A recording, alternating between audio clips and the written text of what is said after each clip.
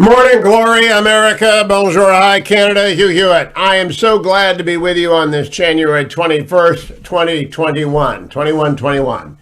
Welcome and good morning to you. I hope you enjoyed watching the inaugural ceremonies yesterday. Every 4 years, whether my team has won or lost, and we lost this year, I'm very disappointed that President Trump lost. But whether or not we win or lose, and I'm about 50-50, Ford lost, Reagan won, Bush won.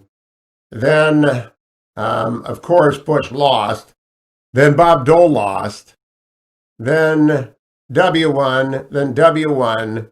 Then, who did we nominate after McCain? W? Then McCain lost. Then Romney lost.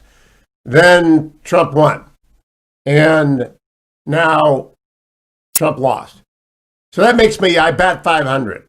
And by the way, if you're a youngster listening, you're going to bat 500 too. Just understand, nobody wins forever. You can try and move, you can try and realign, you can incrementally improve, but I'll take the last 4 years over Secretary Clinton as probably the most decisive 4 years that could possibly have been because of the Supreme Court and rebuilding the military. End of argument. And the 50 appeals court judges. And that will become clear as we move on. Interesting to me that President Trump left a very gracious letter for President Biden on the Resolute desk. That has not been widely reported. I want you to know that. That's a tradition that was participated in.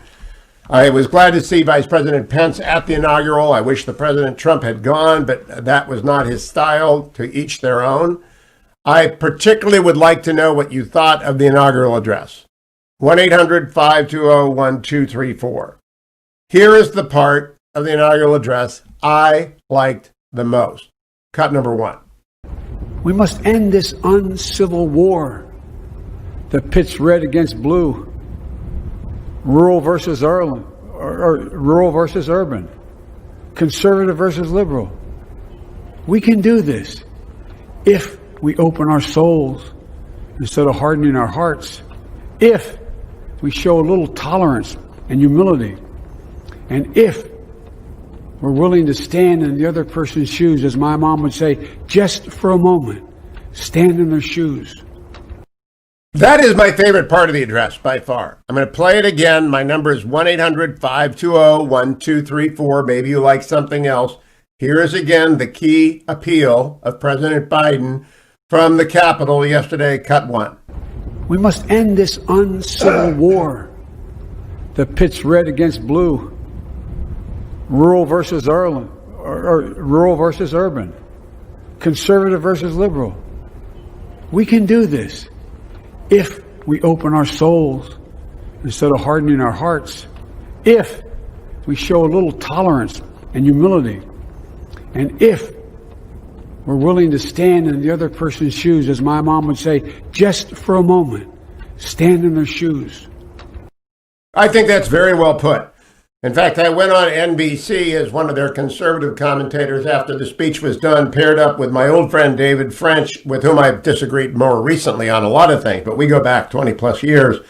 And we had this conversation with Savannah, cut number two. Okay, I'm going to turn now to Hugh Hewitt. He's a radio talk show host, author, and NBC News political contributor. And Hugh, you've also been a supporter of the president. I think I'm also joined by David French, an author and political commentator, senior editor of The Dispatch, another prominent conservative voice. And so let's talk about the future of the Republican Party. Hugh, I'll start with you. You have been a supporter of the former presidents of President Trump. And you heard that message today from President Biden saying to those who didn't support him in the election, hear me out, essentially give me a chance. Do you think that's possible? Oh, yes. I thought it was a very fine speech. I think it started today. People will give him a chance. I particularly found appealing, we must end this uncivil war, Savannah. And that's actually an appeal to everyone who is on social media, everyone who appears as I am right now, as David is about to tone it down, turn it lower, listen. He quoted his mother, put yourself in other people's shoes. He appealed to Lincoln's better angels. It's not going to be recalled as the greatest bit of rhetoric that's ever been done in an inaugural event, but that appeal to end the uncivil war, which is far beyond Washington. It's in every dining room It's in every restaurant. It's often been across social media. That was, for me, a much welcome moment. And I do believe that he can be very useful in getting people to gentle down. You know, and let me turn to you, David, about this very topic. I mean, this notion of healing and what it takes to heal and unify. And we saw what happened on January 6th, and it certainly seems that that has been, so far, an inflection point and a place where many Americans are saying, okay, that's too far, that's enough. It's time for us to lower the temperature, as Hugh just said. Yeah, you know, what you have to realize is that millions and millions of Americans have been fed a steady diet of really grotesque misinformation, that Joe Biden will end the United States of America, that the Democrats want to sort of end the church and destroy the American Christian church, an unbelievable diet of misinformation that has led to a lot of radicalization. And that radicalization led to the January 6th attack that has sort of shocked a lot of Americans and awakened them to the challenge right now of this deep, deep division. And so I looked at that inauguration speech as Joe Biden addressing those sort of persuadable Americans who are shocked by where this country is right now and saying to them, look, what I want to do is to restore an environment where disagreement is normal again. But it does not escalate into deep division. And that's part of the magic of the American democracy and the American constitutional republic is we have created a system that allows for disagreement without deep division. And I thought that was one of the most important aspects of the speech, along with the pageantry around it. When you have sort of a pop culture icon of Red America singing Amazing Grace, Garth Brooks singing Amazing Grace, it's a symbol, I think, of powerful cultural and religious symbol that Joe Biden is saying, I want to be president. For all of those Americans who are open to being persuaded to sort of join me in lowering the temperature, as you said. And to hear Senator Blunt say Amazing Grace, that's as close as we have to a national song and a national prayer, something that we can do collectively. That, as we all know, to give me license here for a moment, music is a healer, Hugh. We really do know. The president also talked about that reclaiming of truth, and David just spoke eloquently about it, about this feast of lies that have been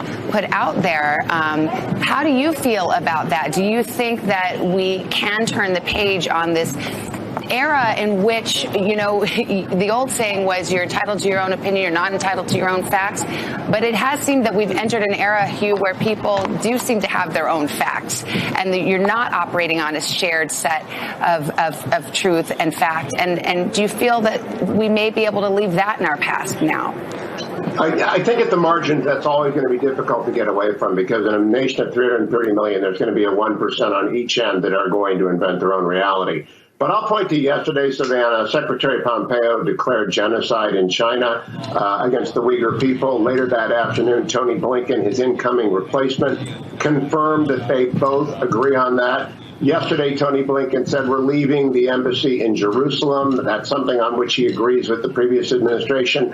I thought, in fact, most of the testimony I saw yesterday of soon-to-be cabinet members was consistent with the 98% in the middle. So I don't have any hope of kumbaya from the far left or the far right. That's not going to happen. But what David was talking about, the ability to have the conversation, for example, on the upcoming immigration debate. We've done this in 2006. We did this in 2013. This is the third time in 15 years that we will search for an immigration compromise. I hope we get there. It cannot be accomplished at a higher decibel. It has to be accomplished Let's pause there for a moment because we're going to run low on time. 1-800-520-1234.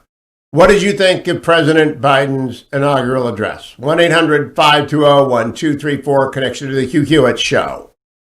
Portions of the Hugh Hewitt Show are brought to you in part by Birch Gold Group.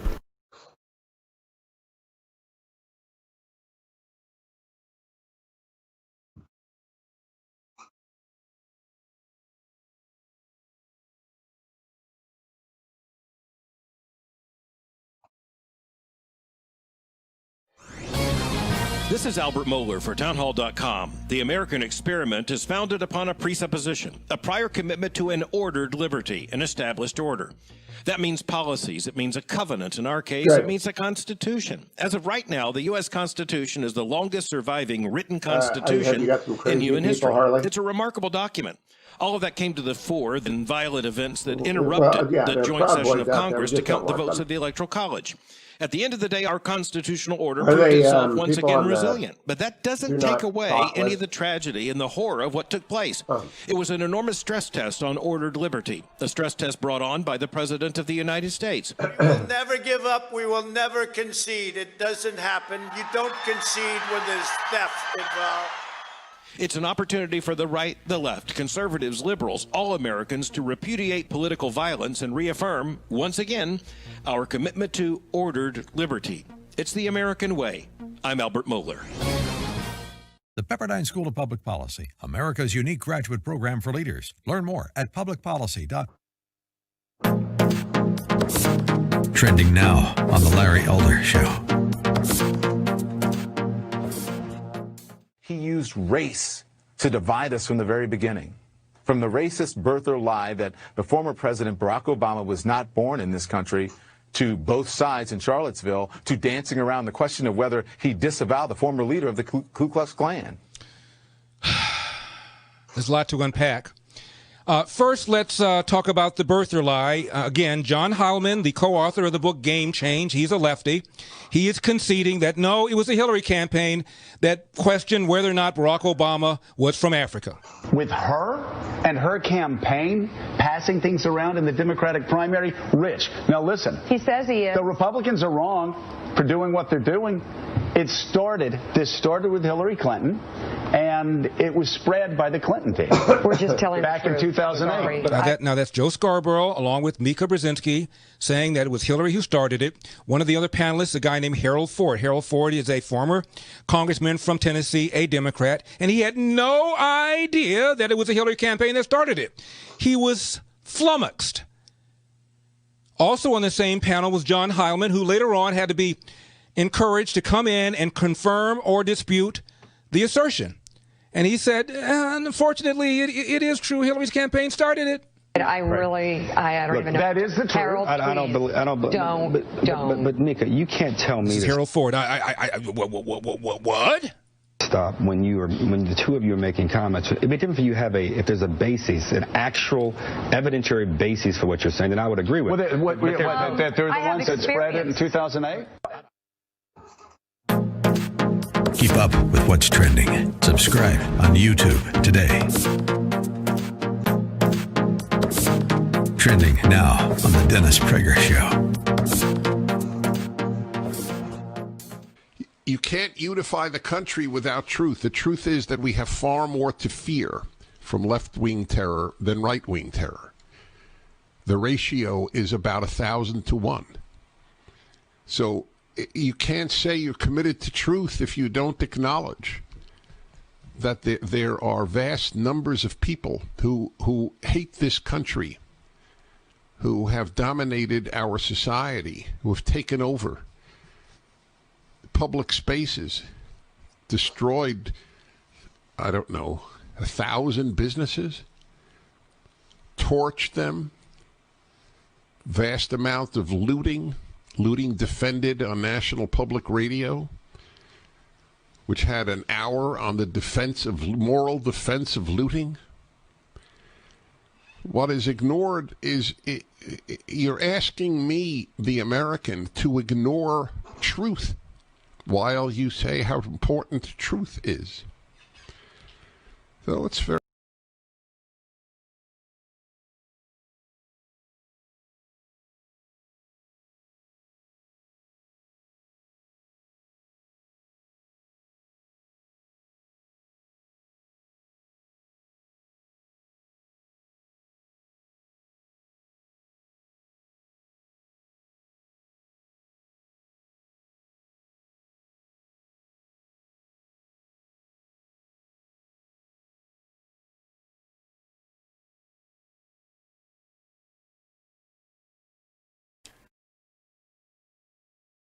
Welcome back, America. Hugh Hewitt in the morning, bringing you to work. I'm sure you are going to work today. It is a Thursday, and of course, you're going to be out there. I want to start in the East and move to the West. People reacting to President Biden's inaugural address. Sean in Florida, what did you think, Sean?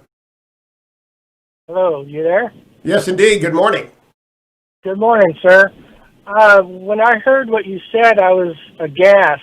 The first thing the Democrats do when they win is they say that we need to heal our wounds and be together as one nation. Yet they're going to move to impeach Trump after he's left office. If Joe Biden really means what he says, he should be the one that calls into your radio show and says to the entire world that Trump should not be impeached. He did the best job he could, and it's time for us to move on as one country. Let me play for you a little Biden from last night. Hang on, Sean. Don't go away. Cut number 9. The president wrote a very generous letter. It's because it was private. I will talk about it until I talk to him, but it was generous. So, Sean, I think you're right. It would be great because the trial's unconstitutional.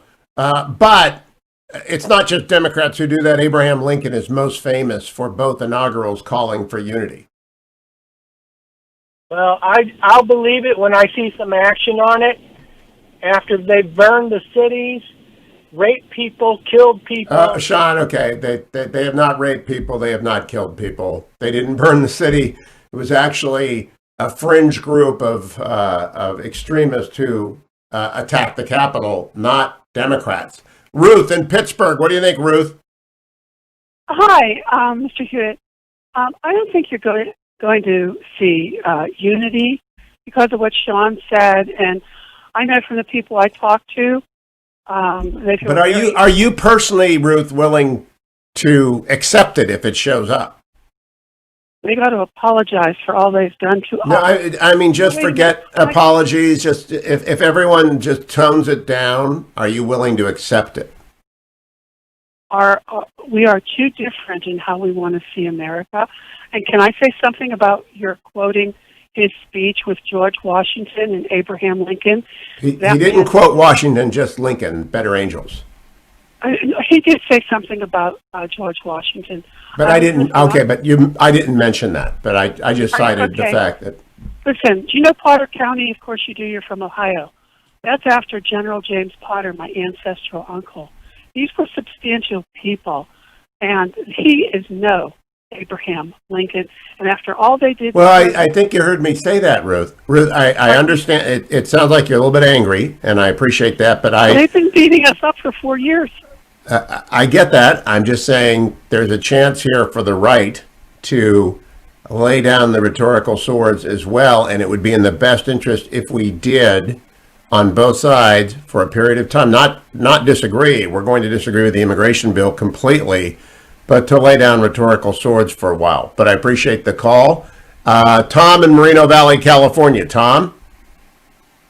Morning, Hugh. Can you hear me? I do indeed. Good morning. You're up early. Yeah, great. I always tune in. Love to hear your opening comments. You know, fresh off the cuff on the East Coast there. So, I do some night surveillance at a little center here. So it's always a good way to get tuned in there. Good. But I'm an even-tempered guy. I don't own a gun. I think what happened at the Capitol a week ago was horrendous, although I think it was filled with other, troublemakers.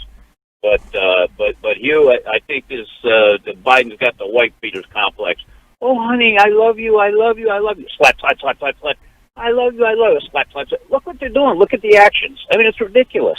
I mean, these people out, they're not only taking our pants off, they want to take the American public's pants off. It's horrible. I don't know that that's correct. I'll wait and see what comes forward. I know that yesterday, China, our real enemy, sanctioned Mike Pompeo, Peter Navarro, Robert O'Brien, David Stilwell, Matt Pottinger, Alex Azar, Keith Kelly Craft, and many others, John Bolton, Steve Bannon, and banned them from China. I think it is useful to remember that most Americans have to stand shoulder to shoulder against the real adversary in the world, which is the Chinese Communist Party and the Russian cyber security services and Putin. That's what we really need to do. So we've got to put aside political differences and focus on the real adversary. Give them a chance not to screw us. That's all I'm asking. Give them a chance not to screw us. They might. We'll see. Stay tuned.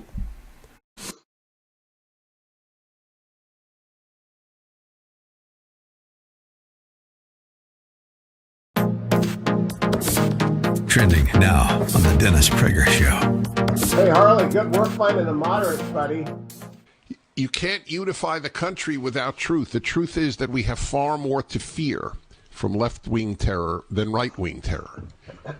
The ratio is about 1,000 to 1. So you can't say you're committed to truth if you don't acknowledge that there are vast numbers of people who hate this country, who have dominated our society, who have taken over public spaces, destroyed, 1,000 businesses, torched them, vast amount of looting defended on National Public Radio, which had an hour on the moral defense of looting. What is ignored is you're asking me, the American, to ignore truth while you say how important truth is. So it's a tough pill to swallow. We are bathing in lies. Wouldn't it have been nice to say, you know what? America wasn't founded, you kids in schools. America wasn't founded in 1619, as 3,000 schools are teaching their children now. That's a lie. America was founded in 1776. You talk about truth? Kids are bathing in lies. Keep up with what's trending. Subscribe on YouTube today. Trending now on the Mike Gallagher Show. I just got a text message from Alex, which I love this. He said, here's some thoughts from a dad who is rocking his sleeping baby and thinking about what a crazy day it has been in our country. Very important text message I want to share with you if you're down about the events of today and the last few days and weeks. Don't feel sorry for or fear for your kids because the world they're going to grow up in is not what it used to be. God created them and called them for the exact moment in the time they're in. Their life wasn't a coincidence or an accident. Raise them up to know the power that they walk in as children of God. Train them in the authority of His Word. Teach them to walk in faith, knowing that God is in control. He knows that your child can handle whatever challenge they face in their life. He created them specifically for it.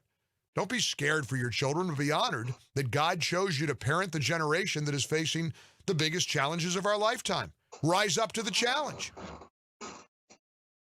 God isn't scratching his head wondering what he's going to do with the mess that we're facing. He has an army he's raising up to drive back the darkness. Don't let your fear steal the greatness that God has placed in them. It's hard to imagine them as anything besides our sweet little babies, and we want to protect them from anything that could ever be hard on them. But they were born for just a time, for such a time as this. I love that. I love that. And I feel that way about our role here. Our job here is that talk radio, a show like this one, was made for a time like this. Keep up with what's trending. Subscribe on YouTube today.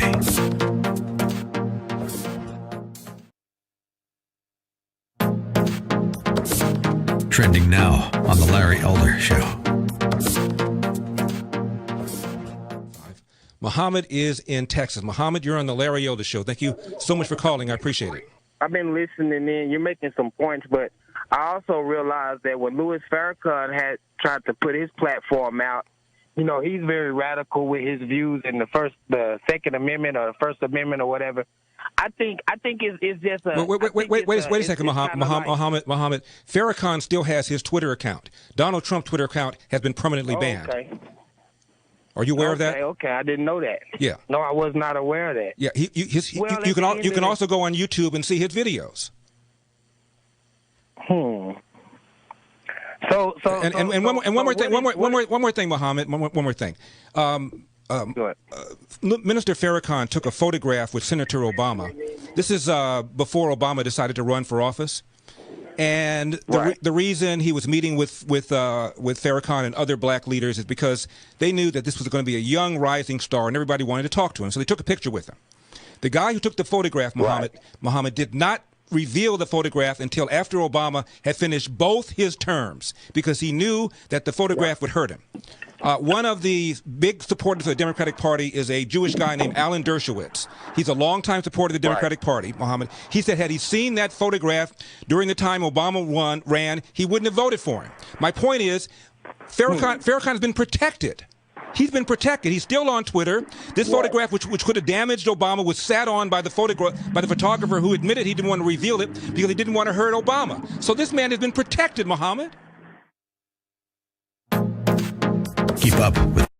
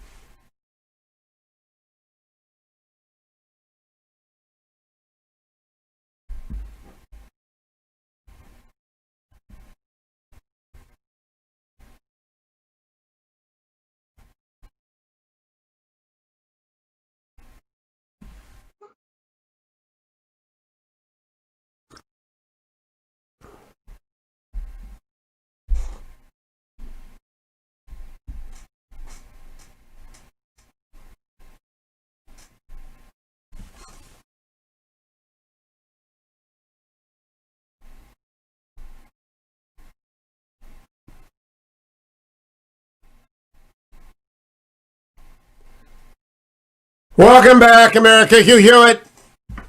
January 21st, first full day of President Biden's tenure, asking Americans what they think of the inaugural address. Brian in Pittsburgh. Good morning, Brian. Hi, Hugh. I liked it. I thought it was excellent. I especially liked the young woman poet. I believe her name is Miss Gorman. Yeah, she was terrific. Just awesome. Her one line was, "We are not a broken nation, but an unfinished nation." And Hugh, I think that's where it's at. We're all longing for this, perfect society from our ideological backgrounds, right or left. It just isn't happening, but we can shoot for us becoming a more perfect union. Hugh, we've got to, as Christians, look for the truth. You're good at this. Believe the good in others. You say they're wrong, not rotten. I think we all need to pick up that mantle, especially as Christians, as Christian Americans. I couldn't agree more, Brian. I appreciate that. Yeah. By the way, what were you doing at 21? I wasn't delivering a major speech and poem in front of an audience of hundreds of millions around the world. No, I could barely tie my shoes at 21. So she was remarkable, Ms. Gorman. Yes, she was lovely and brilliant. Thanks, you. God bless you, buddy. You too, Brian. Be well. Let's go to another Pittsburgher. They're busy this morning. Ron, how are you, Ron? I'm good. How about you? Good, thank you. Hey, Baker Mayfield fan here. Good for you. You got a winner. They'll pick up his fifth-year option. I hope extend the contract sometime between now and the start of next season. He's the guy. Oh, absolutely. Anyway, on Biden, I just don't believe he's going to follow through for what he said yesterday. I mean, what do you think, or why would you think that whenever for the last last year while he's been running, he's done nothing but crush anybody that doesn't have the same value as him? And it's a fair question. When you run for president, if you're a Republican, you have to run right, and if you're a Democrat, you have to run left, and in the main show, you have to run against another person.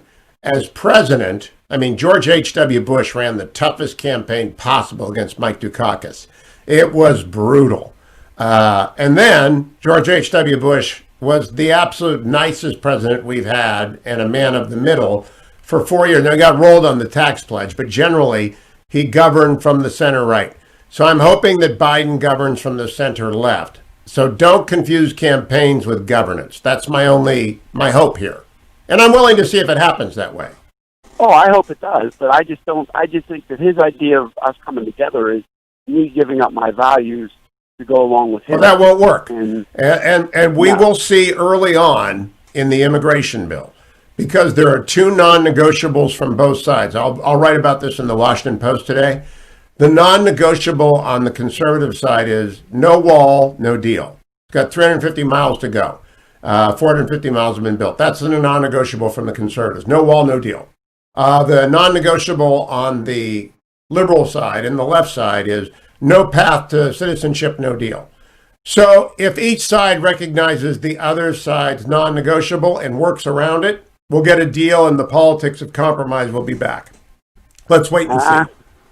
Thank you, Ron. Let's see. I mean, just give it a chance. Lawton in Atlanta. Good morning, Atlanta. Good to talk to you, Lawton. Good morning, Hugh. I echo the thoughts of the earlier caller that President Biden, he needs to pick up the phone and call Nancy and call this off. If he does that, then I think we have a beginning of a real healing of the country. And I agree with you. Because, number one, it's unconstitutional. They haven't even sent over the articles yet. Chief Justice isn't going to preside. It's unprecedented. It's so unconstitutional to hold an impeachment for someone who's left office. Don't believe the pointy-headed professors who say it isn't. Just read the Constitution. For the purposes of removing and barring from office is why you do it. The president, the vice president, and other officials. It's right there in black and white. You cannot impeach a former official. And if they do so, they will be inviting charges of revenge politics. Now, it's not Biden's call. It's Chuck Schumer and Nancy Pelosi's call, but Biden can weigh in, and I hope the president does. Well, he can weigh in big, and you know that, Hugh. He can weigh in big time. I hope he does. The whole message of healing the country. The other thing, if he wants to get some of his legislature, some of his programs going, why have it clouded with an impeachment when he's trying to launch all this stuff? I agree.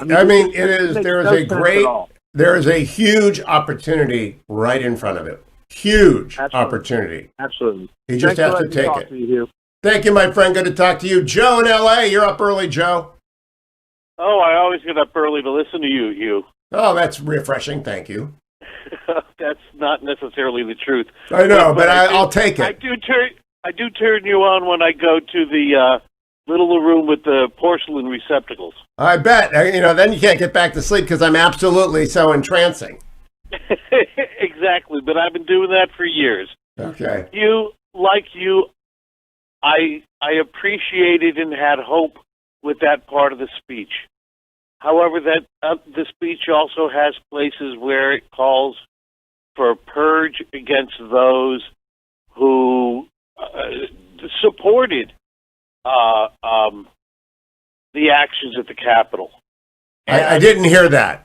I believe in so many words it says that. I think I do want to debate that for a second. Joe, I want to debate that for a second. Okay. The new president did not call for a purge of normal people. Like me, he wants everyone arrested and tried who entered the Capitol, and I hope you do too. Thank you. Then let me clarify. I don't think his party will. I don't trust his party. I don't trust Pelosi and Schumer to stop the rhetoric that brought us here. They're the deceivers in chief. They're the ones who consistently call us evil and have painted us into the corner where people would do that and think that that's not irresponsible.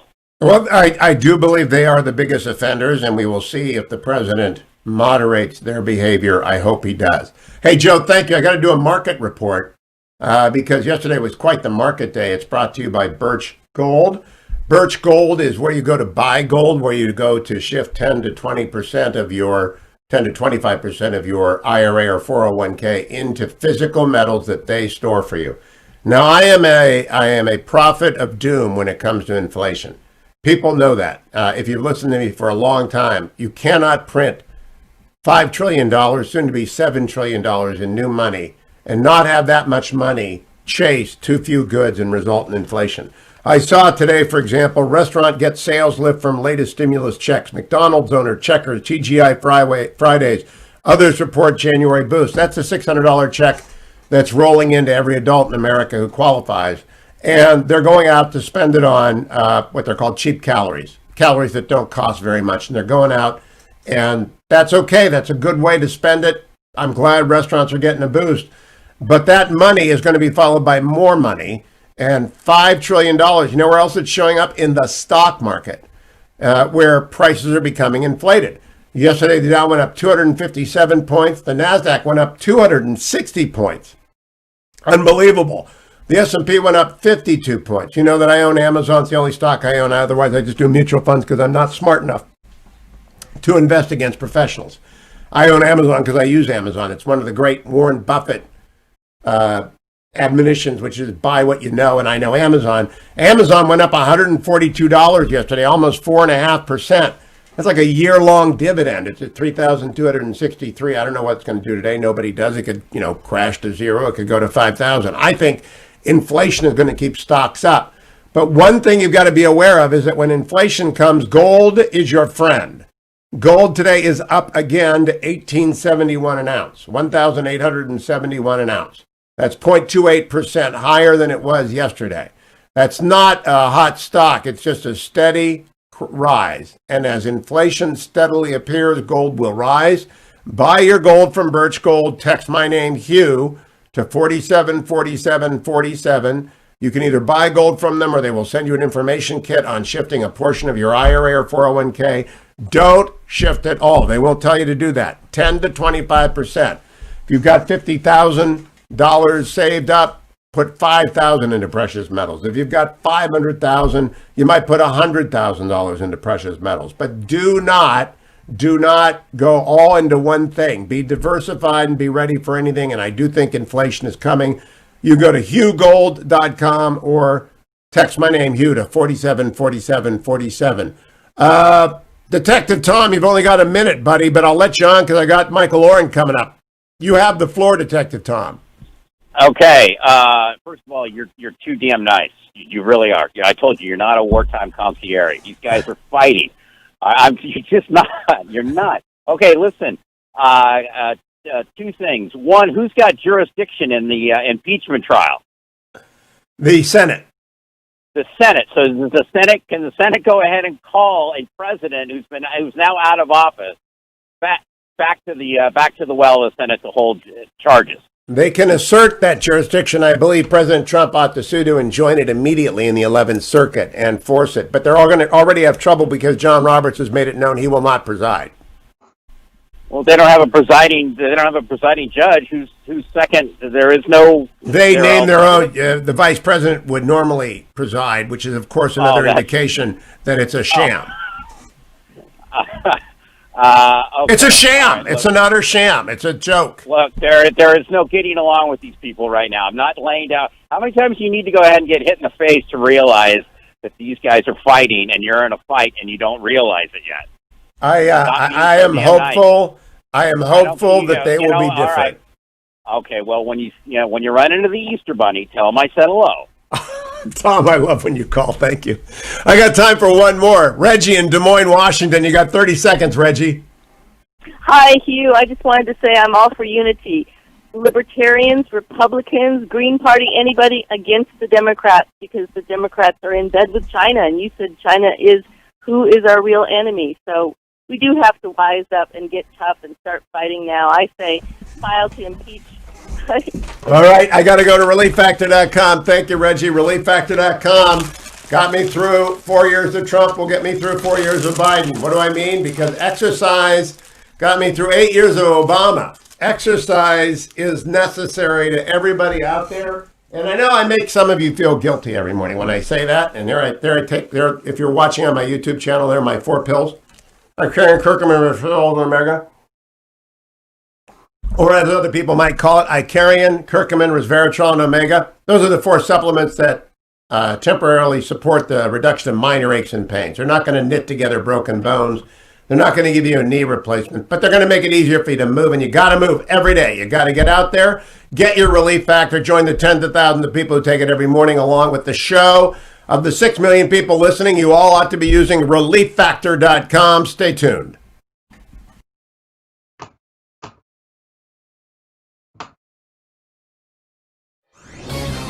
This is Albert Mohler for townhall.com. The American experiment is founded upon a presupposition, a prior commitment to an ordered liberty, an established order.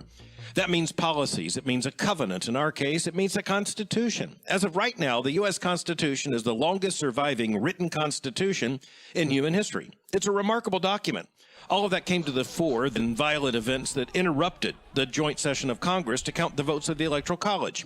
At the end of the day, our constitutional order proved itself once again resilient. But that doesn't take away any of the tragedy and the horror of what took place. It was an enormous stress test on ordered liberty, a stress test brought on by the President of the United States. We will never give up. We will never concede. It doesn't happen. You don't concede when there's theft involved. It's an opportunity for the right, the left, conservatives, liberals, all Americans to repudiate political violence and reaffirm, once again, our commitment to ordered liberty. It's the American way. I'm Albert Mohler. The Pepperdine School of Public Policy, America's unique graduate program for leaders. Learn more at publicpolicy.pepperdine.edu. Trending now on the Eric Metaxas Show. These are very difficult times. We're living in a cancel culture. That's one of the things that I keep saying, how I get tipped off that the other side, which is to say the Democrats principally and the mainstream media, are not on the up and up, are not working for good, because if they were, they wouldn't be participating in this wicked cancel culture. The cancel culture, if you know history, it really is like what happened in Germany in the 30s. You didn't say the right thing, if you didn't say Heil Hitler loudly enough. I think about that, what it's like to live during times of this chilling censorship. We call it today cancel culture. It's the antithesis of American-style liberty. It's the absolute antithesis. It's wicked. But right now, it's happening like crazy. We have the other side, which is to say the Democrats and the mainstream media and some in the Republican Party as well, saying if you do not toe the party line, as I said before, we will make you pay. We will come after your sponsors. Mike Lindell is going to be losing millions of dollars, which he gives away to Christian organizations, pregnancy centers. I mean, he's going to be losing that because Kohl's, you know the store Kohl's, Bed Bath & Beyond, you know that store, they have chosen to cancel him, to take his pillows and products out of their stores because he has dared to do his best to talk about what is happening in this election. Folks, you got to think about this. What are you willing to give up? Keep up with what's trending. Subscribe on YouTube today. Trending now on the Larry Elder Show. How determined she was to be successful that the word no really wasn't in her vocabulary. I was raised to not hear no. Let me be clear about it. So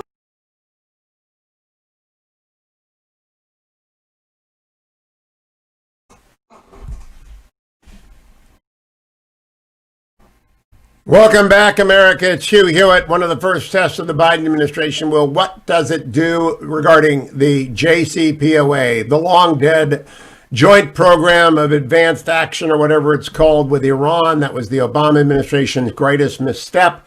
The brainchild of the Menelik of MSNBC, Ben Rhodes. It's discredited. It did not work. And Dr. Michael Oren has written in The Atlantic why it's a bad idea. Good morning, Dr. Oren. Welcome. How are things in Israel? Sunny. You know, I had my second vaccination last week. Looking better, and the numbers are beginning to go down. That's the good news. That is good news, but the JCPOA would be bad news. Tell us, summarize my next line was, but we have to see whether they're going to renew this thing. And this article that's printed in the Atlantic, and I think it was very important that it was in the Atlantic because the Atlantic speaks to liberal America. Says exactly why this is a terrible, terrible deal. It's terrible for Israel, terrible for the Middle East. Ultimately, it's terrible for the United States. You know, the notion that it blocks Iran's path to the bomb is completely wrong. It paves Iran's path to the bomb. It doesn't stop Iran from enriching uranium to make bombs, including a great number of bombs in another 7 years when all the sunset clauses kick in. It doesn't dismantle any part of the nuclear infrastructure. We've seen how that works. Iran just decided to start enriching to 20%. It can do that because it has all the machinery. It has the advanced centrifuge. It doesn't take away any of that. Iran bomb. And so yesterday, the first action of Team Biden was to rename the ambassador of the United States to Israel, the ambassador to Israel, the West Bank, and Gaza. What did you read into that? A mistake. I think it was just a mistake. It happens, in the aftermath of inaugurations. It happens. It's like, sort of mispronouncing Obama's name when he's being sworn in. Things happen. What is it intended to signal? I mean, does it change any fact on the ground, or is it posturing for that tiny slice of the Democratic Party that is anti-Israel? What is it? No, because it's ambassador to all three. It would suggest actually just the opposite. That traditionally the ambassador of the United States to Israel is not in charge of the West Bank and Gaza. That's all over different jurisdictions. It's under the jurisdiction in the West Bank. It's under the jurisdiction of the Consulate General in East Jerusalem, which acted as a de facto American embassy to the Palestinians, and it was Donald Trump who closed that. I would assume that this administration would reopen that consulate, and that would be separated once again from the jurisdiction of the embassy. Now, there has not yet been an announcement of who will be the ambassador to Israel, and it matters quite a lot given the ongoing Abraham Accords, and Mauritania and Indonesia were close. Who would you welcome as a likely appointment from Team Biden to take George Friedman or Ambassador Friedman's position? Listen, there are a number of candidates. I know them personally, and I don't want to single out any one of them. They're all good. Really, everyone I've heard so is very, very good. I'm not concerned about them. At the end of the day, ambassadors, with all due respect to ambassadors, we don't make policy. We carry out policy. And that ambassador is going to be a conduit. He's going to be someone who's going to explain it. Someone who defends those policies. If the Biden administration does go ahead and reach the JCPOA, that ambassador is going to have to explain that to a country that's going to feel deeply, deeply threatened by that agreement. And that's, by the way, across the board. It's multi-partisan in this country. The left, the right, the up and down, everybody says the same thing about the JCPOA. As do your Arab partners now. The UAE, the Bahrain, the Saudis, none of them want the JCPOA back. It is truly self-inflicted wound. Quick political question, Dr. Oren. Channel 12 says Likud is up to 30. It's rising. What I gather from polls is what direction are people going? It's rising. New Hope, which is SAR's party, is declining. Yamini, Naftali Bennett is holding up or picking up. What's the direction? What's it feel like to you? Because I think these are very important for America. And I think I told you, now several weeks in running, watch Netanyahu go up in the polls. And there are many factors. The sort of the newness has rubbed off now on the Gideon Sa'ar party. But it's not just that. The fact that, I'm now a week after my second vaccination, my wife's getting her second vaccination today, that Israel will be the first fully vaccinated country on earth. Much of that is thanks to the Prime Minister, no matter how you cut it. And the people going back to work, getting their jobs back, getting their lives back, are going to feel beholden to him. And I think how about vaccination tourism? That is, if you come to Israel, we'll vaccinate you at Ben Gurion Airport. I think that's a great idea. Let's get into it, you and me. I just think that I'd get on a plane. I'd go get on the El Al and fly there and get vaccinated, because I'm going to wait forever to get a vaccine in California or D.C. So I've heard. It's very good. We'll come back. Your HMOs announced they're going to start vaccinating people 35 and older. That's remarkable, Michael Oren. It's 35 and over, and also 16 to 18 at the same time. So and I got to tell you, the process is amazing. You go, it's efficient. Everything's timed. You've got at a certain time to get a number. People are nice. It's clean. You're in and out. Last time we waited 6 seconds to get that vaccination. 6 seconds. Dr. Michael Oren, after people are done reading your piece on the JCPOA, write one on why it worked in Israel and why it doesn't work anywhere else. I know it's a national health service, but I would like to know the lessons that we've learned from Israel on this. Thank you, Dr. Michael Oren. Follow him on Twitter. I have tweeted out his Atlantic piece on the JCPOA and why. Team Biden shouldn't go near it. They don't have to pick up every dead carcass from the Obama years. Stay tuned, America. It's the Hugh Hewitt Show.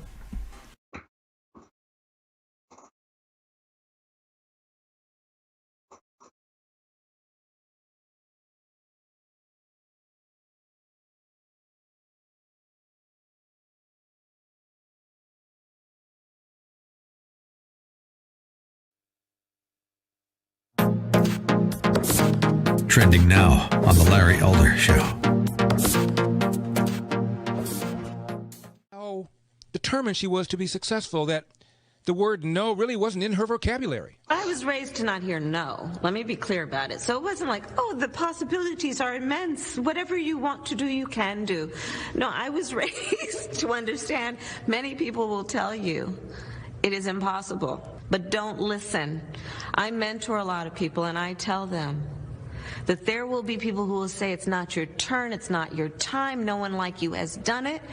And I'll tell them, and don't you listen? And then I will go on to tell them, I eat no for breakfast.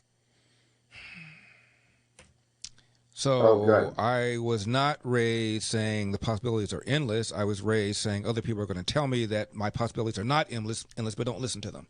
That was kind of weird. I eat no for breakfast. And I'm sure she does. That's my point. Do you really think that she believes that racism is a major factor in American life? I mean, honestly, I know what she says to people. Do you think she and Barack Obama legitimately believe that the same country under which she became vice president, he became president, respectively, hold people back? This is the kind of thing that they honestly believe. But then come election time, she'll find the race card, and she'll tell black people that they are oppressed, while telling them just now, you can do anything you want if you work hard, stay focused. I eat no for breakfast. But other people who are people of color, they can't eat no for breakfast because the man's holding them down. Not you, but them. Keep up with what's trending. Subscribe. Trending now on The Mike Gallagher Show. One would think the Democrats would be a little bit happy, but as Tucker Carlson pointed out last night, winning elections or winning the election of 2020 seems to make them angrier. Instead of taking victory laps, they are plotting revenge against the people they just beat. They're thinking of new ways to injure and humiliate and degrade their political opponents, make it impossible for them to work again, throw them in jail, destroy their lives. It's hard to describe how weird and strange and awful this is to watch. Imagine winning a tennis match in straight sets, then immediately leaping over the net and smashing your opponent in the face with your racket. It wasn't enough for you to win. You had to inflict physical pain. You couldn't be happy until another human being screamed in agony.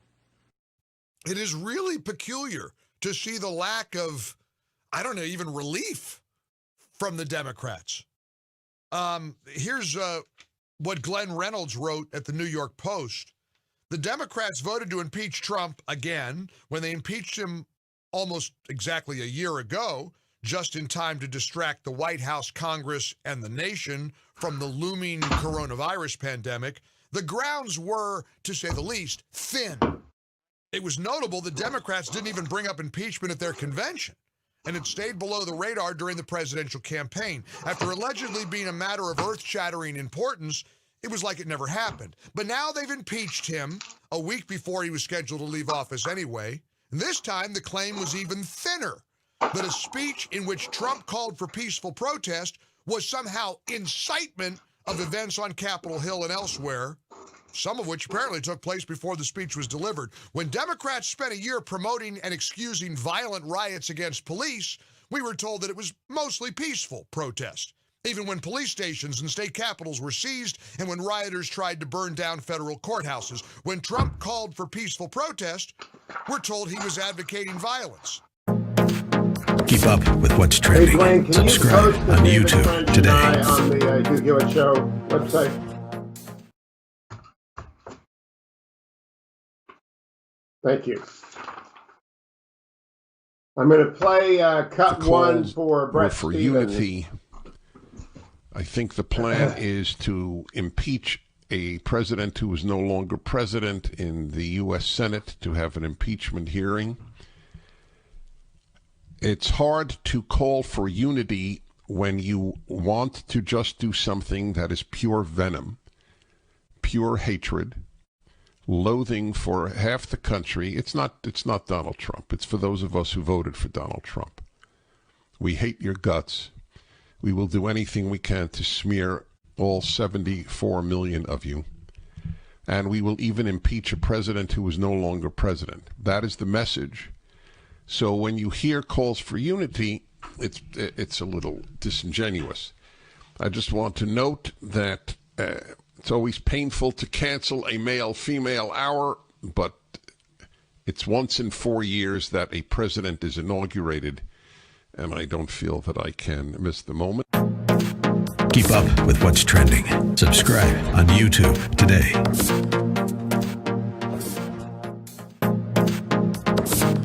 Trending now on America First with Sebastian Gorka. Some of the best quote-unquote analysis, it's beyond journalism, I've heard in a long time. Eric, play cuts. I think one of the sad things, but the realities over the past 20, 25 years is the Republicans have shown themselves to be very good at winning elections. Maybe not in this particular case for the White House, but in general, they win elections and very bad at fighting the culture wars. And it's unfortunate because now the Democrats control the media, Hollywood, academia, big tech, and half the country doesn't feel represented at all in almost all of the information that comes back to them publicly. Megyn Kelly, a legacy journalist, a member of the mainstream media, won't even use the phrase culture war. Kudos to you for making that observation. How did you come to it? Is it a recent revelation for you, or is it something that you've noticed over time? Talk to us about your experience and how you came to that conclusion. Well, I mean, I was never sort of a PC gal, and I always objected. I almost wrote, my first book was almost called Cupcake Nation, because I could see what was happening to the country, and I was really getting kind of disgusted by it. And now it's that on steroids. Just the past couple of years, wokeism has it's become alive and well and taken over virtually all of our institutions. And that underscores how many of our outlets the left controls. And I really think it's dangerous. And I've been thinking about it a lot in the wake of what happened at the Capitol. Because right now, of course, you're seeing everybody like Trump. And yes, Trump and his surrogates said some incendiary things prior to, more his surrogates than him. But the left is not taking any responsibility for how those people got to that place where there's no trust in government institutions. They don't know where to turn for facts. And there's been no reflection. Keep up with what's trending. Subscribe on YouTube today. Trending now on The Charlie Kirk Show.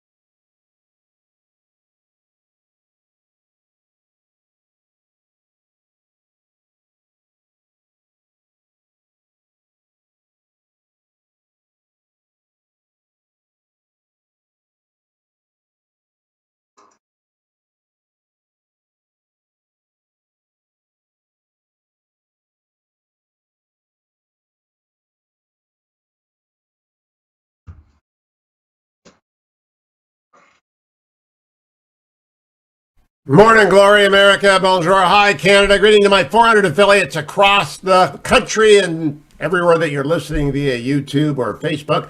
I'm Hugh Hewitt, joined by Bret Stephens right now, columnist for the New York Times. Happy New Year, Bret. I haven't talked to you in 2021. Good to have you back. Happy New Year to you.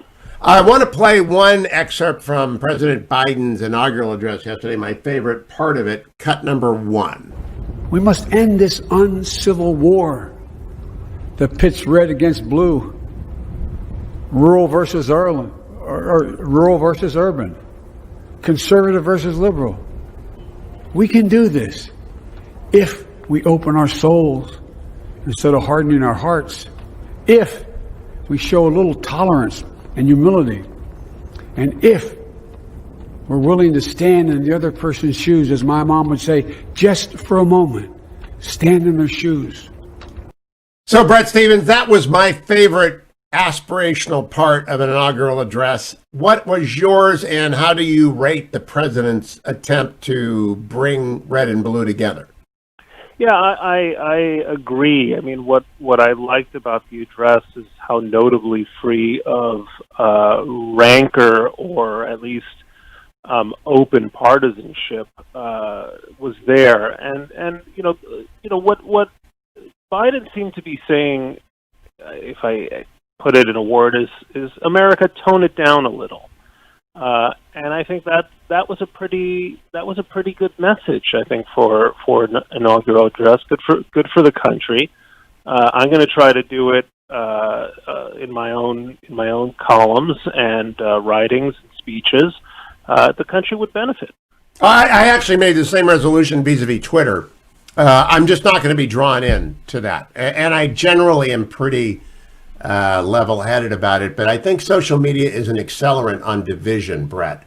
And I know you left Twitter, right? You and Todd have left Twitter. It's been good for. It's very good for your soul. I mean, I have joked in the past, and not based on personal experience, that Twitter is essentially a version of cocaine, and that one starts doing it because it's popular, and then it makes you feel powerful. And the next thing you know, you're paranoid, and then in the end, you're out of a job and saying sorry to all the people you've hurt. I did it because the Browns were 12-6, Bret, and people had to know. I mean, I like sports Twitter, but generally speaking, I've taken some calls this morning. They divide into two camps: those that believe the president's appeal will be well heard, and those who reject it out of hand because they've been treated so badly. How long will it take for the Republicans to follow Karl Rove's advice in the Journal this morning to look forward, not backwards? Look, I hope they do it. I hope they do it very soon. And I think Republicans would be wise, to look for areas where they can actually move the ball forward with this new president. I think America desperately needs a successful presidency. We haven't had one in a very, very long time. There are areas where we could have some real forward momentum. I mean, the one that really strikes me off the top of my head is meaningful, substantive immigration reform. The president has extended an olive branch. Let's seize it. There are going to be inevitable partisan divisions and necessary partisan divisions down the road. I mean, America it's not a country that operates by consensus, and politics doesn't work well when it operates by consensus. But let's look for some opportunities to actually achieve a legislative success for a change. Let's stay on that for a moment. I sent in an op-ed to the Washington Post yesterday. The column will appear, I think, today on immigration reform. I've been around this course twice, in 2006 and 2013. I know what the two non-negotiables are. On the right, there's got to be a wall, and it's got to be 700 or 900 miles long, and Trump has built 450 miles of it. On the left, there's got to be a path to citizenship. Those are non-negotiables for left and right. If we accept those non-negotiables, the details can follow. Do you see both sides accepting the other's non-negotiable, Bret? Well, Biden had his executive order on the wall yesterday, but I have a sense. Look, I talk to a lot of Democrats, obviously, in the job I'm in, and the idea of a wall is actually not a total non-starter for a lot of middle of the road Democrats for two reasons. One is a point of negotiation. It's worth it to them if it's building a wall if there is a path to citizenship. And I think other people understand that there is in fact an argument for a wall to deter some of the worst elements of human smuggling, human trafficking taking place on the southern border. So Could it happen? Yeah, I think it could. I think it could happen. What matters a great deal is that the AOC squad wing of the party doesn't come to define its center, and I think that's going to be the whole question about the Biden administration, whether it's going to be captive to the progressive extreme or whether it's going to follow Biden's own very kind of, I think, center-left instincts. And so when the president put down his immigration proposal, it said an 8-year path to citizenship and no wall. I asked Peter Baker, if that's an opening bid, it's fine. If that's a bottom line, it's done. Do you think it was an opening bid? Well, yeah, I do think it's an opening bid. I mean, look, Joe Biden is nothing if not a legislator. That's where his career was formed for 36, 37 odd years of his life, if you don't include the vice presidency. So the idea that, I mean, we have for a change a president who understands that compromise and negotiation is the soul of politics. We haven't actually had, I mean, I guess Barack Obama was in the Senate for 4 years, but we haven't had a legislator for many, many years. You really have to go back to Jerry Ford to think of someone who has rich an experience in the Congress. So let me turn to the second issue on which there is an immediate opportunity in front of the president. That is the impeachment trial. Now, I am of the opinion it's unconstitutional. I agreed with Judge Littig before he even wrote his piece, and I think it's obvious from the face of the document. Whether or not one agrees with me, the impact of dissolving that process would be extremely good on politics. What do you think the odds are of happening, and what do you think is the right thing to do? So I disagree with you comprehensively, Hugh. I think what the president did, if anything is impeachable, it's what the president did on January 6th. And I think for the country's own moral health, he should be not only, I mean, he was impeached, he ought to be convicted. The United States has to send an unequivocal message that kind of behavior on the part of a chief executive will never be tolerated, that the penalties will be severe, because otherwise you are sending a message to future chief executives, whether they're Republicans or Democrats, that kind of rabble rousing is permissible in a republic like ours. I absolutely think that Mitch McConnell was right, saying that the president stirred the mob. I think Liz Cheney was courageous in saying that that this is impeachable. I think the Republicans need to draw a clear line under the Trump years, and the sooner they exorcise the ghost of Donald Trump, the better it will be for the party. In fact, I think it's the only thing that will ultimately redeem the Republican Party. But you know where I stand on that. No, I didn't, because to me, the key thing is not the impeachable conduct. It is now fact that it's impeachable conduct because that conduct was impeached by the House when the president was in office. Here's where I draw the line, Bret. I'm a constitutionalist. There are many newspapers I do not approve of that I wish we could shut down. I'm not talking about the New York Times. I'm talking about radical, crazy, left-wing Antifa newspapers. We can't shut them down because the Constitution forbids it. The plain reading of the Constitution, as Judge Littig pointed out, is that the president, vice president, and other officials can be impeached, removed from office, and banned from future office. And the conjunction of removed from office and banned is a conjunction. It's simply not constitutional, as closing newspapers is not constitutional. And we are a constitution-governed people. So we can't have a trial of him. In fact, the first issue is, I'll give you the last word, John Roberts wants nothing to do with it. It's not his job. So we're going to have Kamala Harris oversee this?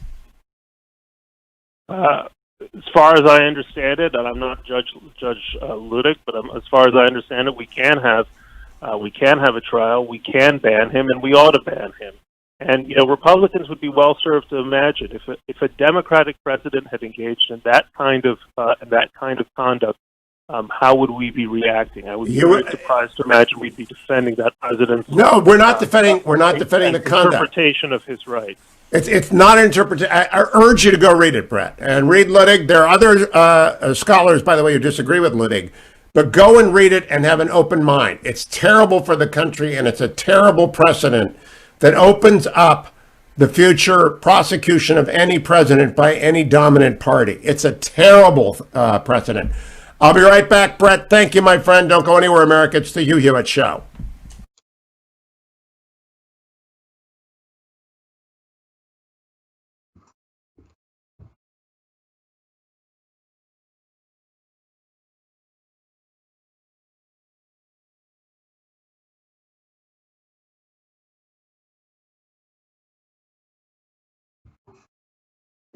No, Bret Stephens on the president's address. Bret Stephens on the president's address.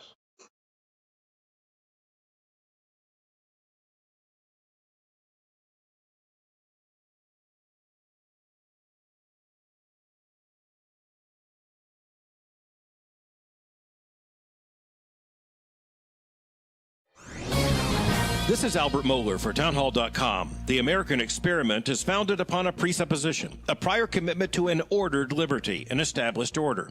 That means policies. It means a covenant. In our case, it means a constitution. As of right now, the U.S. Constitution is the longest surviving written constitution in human history. It's a remarkable document. All of that came to the fore in violent events that interrupted the joint session of Congress to count the votes of the Electoral College.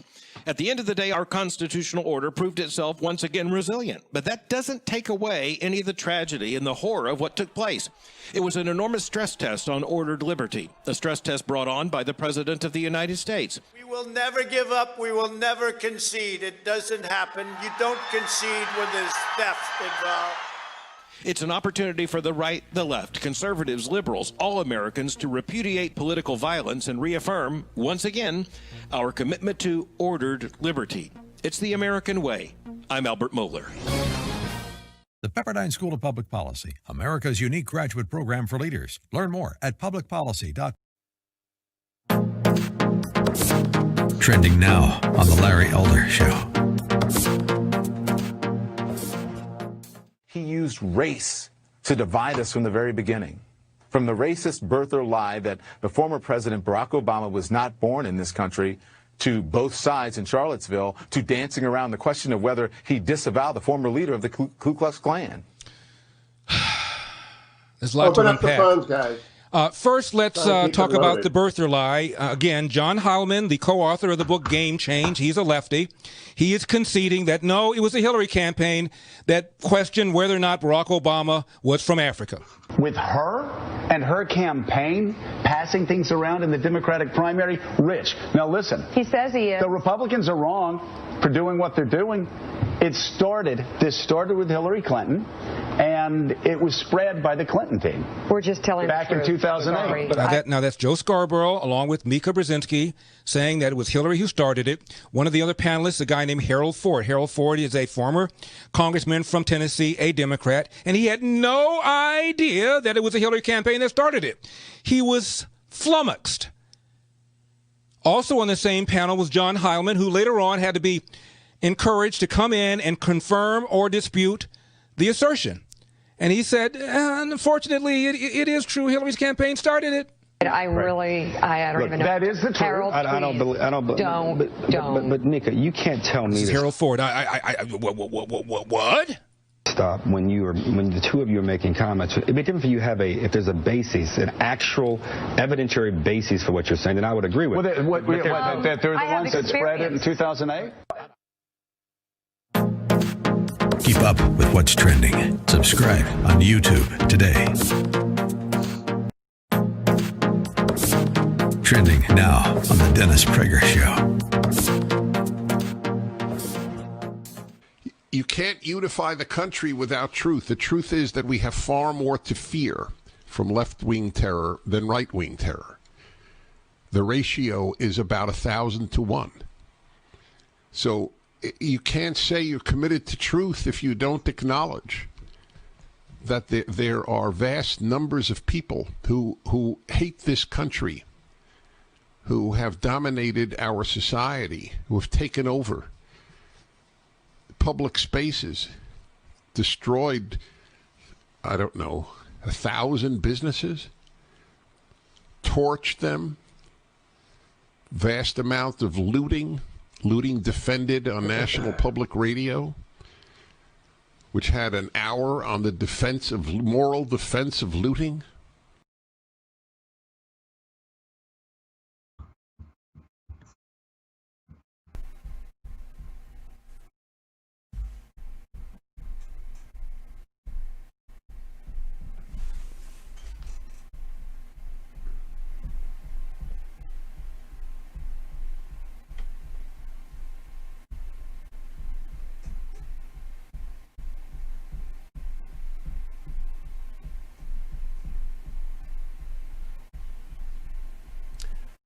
Welcome back, America. I'm Hugh Hewitt, endorphin releasing music for you to get going in the morning. Let me check the market for you. First, I'll tell you that at the CDC COVID data tracker, 16.5 million doses of the vaccine have been administered, 36 million doses distributed as of the entry into office of the president, the new president. Operation Warp Speed did that. It's well done. My hat is off to everyone who participated in that. We've got to jump on this. We will turn the tide here, and it is excellent. Yesterday, the market, this is brought to you by AndrewandTodd.com. Longtime sponsor of the program, AndrewandTodd.com, or Andrew Del Rey, Todd Avakian. They are with Sierra Pacific Mortgage. They lend money. And they lend money to first-time home buyers, second home buyers, investors. And if you're a senior citizen and things are tight and you want to get money out of your house vis-a-vis a reverse mortgage that allows you to get the equity out but never, ever make another mortgage payment. You have to pay your taxes, of course, but you want to get the equity out of your house. It's complicated, but not that complicated if you work with Andrew Del Rey and Todd Avakian. Give them a call at 888-888-1172. Or if you want to buy a new home and you want to get a pre-qualification letter, give them a call at 888-888-1172. Or go to their website, Andrew and Todd with 2 Ds, AndrewandTodd, TODD.com. Answer a couple of questions. I'll be right back to you. Yesterday, what a day on the market. The Dow went up 257 points. The NASDAQ went up 260 points, 1.97%. That's wild. S&P up 52. Overseas, England and Germany are both in the green as they pick up on the rally, and the 10-year Treasury remains at 1.09. Inflation has not yet kicked in to where I think it's going, so it's still an opportunity to get your refinance done and get it done at these great low rates. Do it with AndrewandTodd.com. Back to the phone, Sherman in upstate New York. What did you make of the inaugural address, Sherman? Good morning, Hugh. Good morning. The issue about unity in this country, this is my perspective. I think people are seeing a double standard of justice, and until that is corrected or somehow better judged, you're going to have no unity in this country. When you have situations that we've had issues with abuses of our FISA court, and no one has really paid for any of that in any way, shape, or form in a form of justice, you have a former candidate that we know destroyed evidence that was to be fulfilled. There was no payment for any justice taken there. If anyone else did it, they would have been going to prison or otherwise. And yet we accuse a president of mustering a riot because he said march to the Capitol peacefully. By the way, Sherman, I believe that it will be a test of the President Biden, not to interfere with John Durham, who is looking at Comey and McCabe and the illegal surveillance of President-elect Trump and then President Trump. President Biden has got to leave Mr. Durham alone, and the new Attorney General, Merrick Garland, I believe, will do so. I don't want to go back and reinvestigate the server. I do want to make sure that we never have happen again what happened. And I do think that double standard fires a lot of people's sense of injustice. But moving forward, if we can all just wait and see what happens, that would be the best, because I'm trusting that Durham, in fact, does not breach faith with us. Thank you, Sherman. Tom in Tennessee, you got to be quick, Tom. Good morning. Good morning. I'd just like to say the previous speaker who was saying that Trump had to be impeached, I mean, I disagree. I think this goes a little deeper. You know, if during the Boston Tea Party, if they said we're better than this, we can do better. I think it's time that we the people are heard, not the politicians. All right, Tom, thank you. I sure hope you mean by that at the ballot box. 1-800-520-1234. Your calls are welcome, America. 1-800-520-1234 at the Hugh Hewitt Show.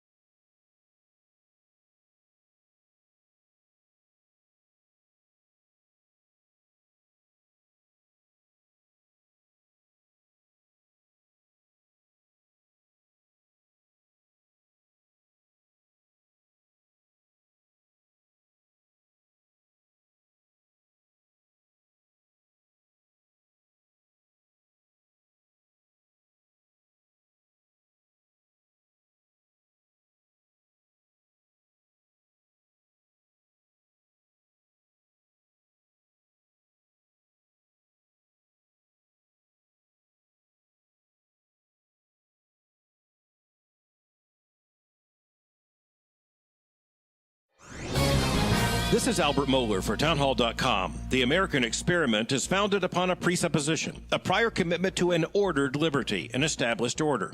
That means policies. It means a covenant. In our case, it means a constitution. As of right now, the U.S. Constitution is the longest surviving written constitution in human history. It's a remarkable document. All of that came to the fore in violent events that interrupted the joint session of Congress to count the votes of the Electoral College. At the end of the day, our constitutional order proved itself once again resilient. But that doesn't take away any of the tragedy and the horror of what took place. It was an enormous stress test on ordered liberty, a stress test brought on by the President of the United States. We will never give up. We will never concede. It doesn't happen. You don't concede when there's theft involved. It's an opportunity for the right, the left, conservatives, liberals, all Americans to repudiate political violence and reaffirm, once again, our commitment to ordered liberty. It's the American way. I'm Albert Mohler.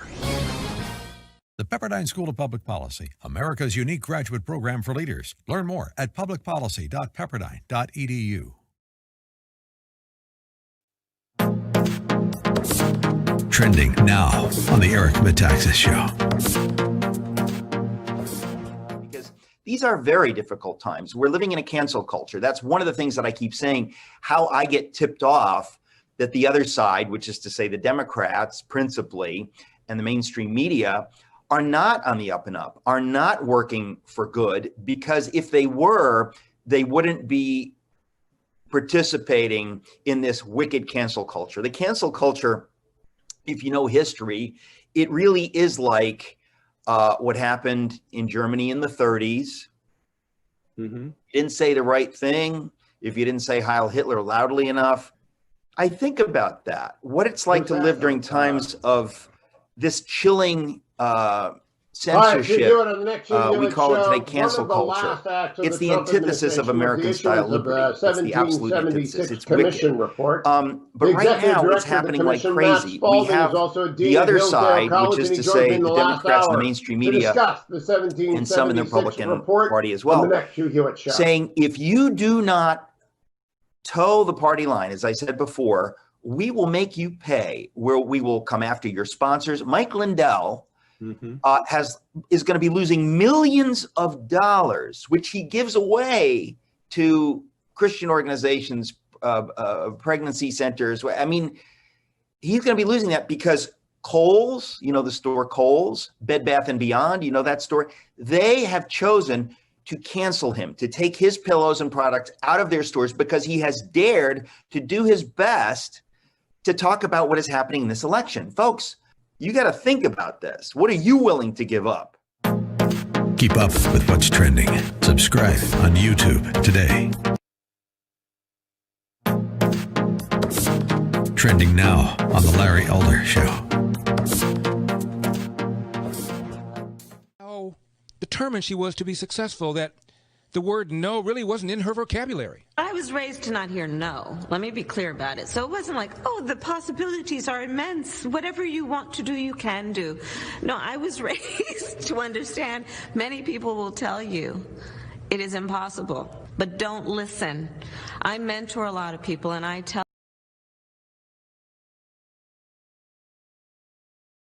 Welcome back, America. It's Hugh Hewitt, 1-800-520-1234. Let's go back to the phones and talk to Michael in Northern California. What did you make of President Biden's inaugural address, Michael? Well, I found it somewhat sophomoric. I mean, the writing is by a marginal illiterate, although reasonable persons could differ as to whether marginal is appropriate at all. But in any case, the writer leans too heavily on a thesaurus. Not that a thesaurus isn't a useful tool to have, but when it's... So you're saying you loved it, huh? Well, I'm saying I would have expected more from somebody who's been accustomed to giving speeches for half a century. I mean, what about the appeal to unity as expressed in the idea of we must stop this uncivil war? I find that conceptually shallow and manipulative. All right, thank you, Michael. Didn't like it. Gotcha. Greg in Pittsburgh. Yeah. Hey, I was talking to your screener about how, I listened to conservative talk radio for a long time, on and off throughout the day, and lately it seems like everybody is in the self-preservation mode where they do not want to talk about what actually happened on the election with ballots and voting machines. They've just moved on, and all the calls are, what are we going to do in the future? How are we ever going to win an election in 2 years, 4 years, whatever it is?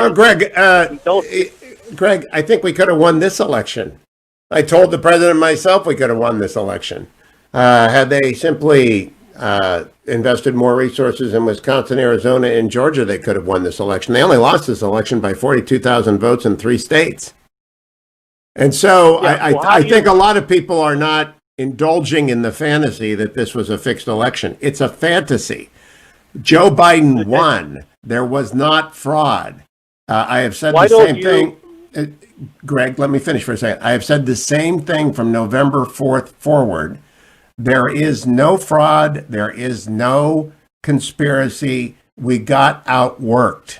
We got outmatched. The one thing I believe happened was suppression polling by mainstream media. The idea that 6 days before the election, the Washington Post and ABC put out a poll showing that Wisconsin was going to go for Joe Biden by 17 points. That has real world effects. That is obnoxious and terrible for democracy. But I think we're going to win in 4 years. But go ahead. I'll give you 30 seconds unless you go conspiracy on me. No, well, there are people out there. There's a lot of people, and I don't speak for 78 million people that voted for Trump. But there are 74 million people. 74 million people voted for Trump. Okay, so Mike Lindell spent $1 million. Look, Greg, I don't want to go into who says what, because I said if you don't go with me on conspiracy, I like Mike. I've known Mike a long time. We disagree about this. Conspiracy. We disagree about the idea that there is conspiracy in the election. That's it. And so, do you have another point about the inaugural address? That's what I wanted to ask people about. Okay, yeah. Well, the only thing on that was I didn't watch it. I couldn't watch it. But I did notice on a video that some of the National Guardsmen that were lining the street turned their back. I didn't see that, Greg. That's not true. Good to talk to you. That's not true. That's simply not true. And I think part of the problem with American media is that we screen calls. Harley, you screened that, right? Harley? I did.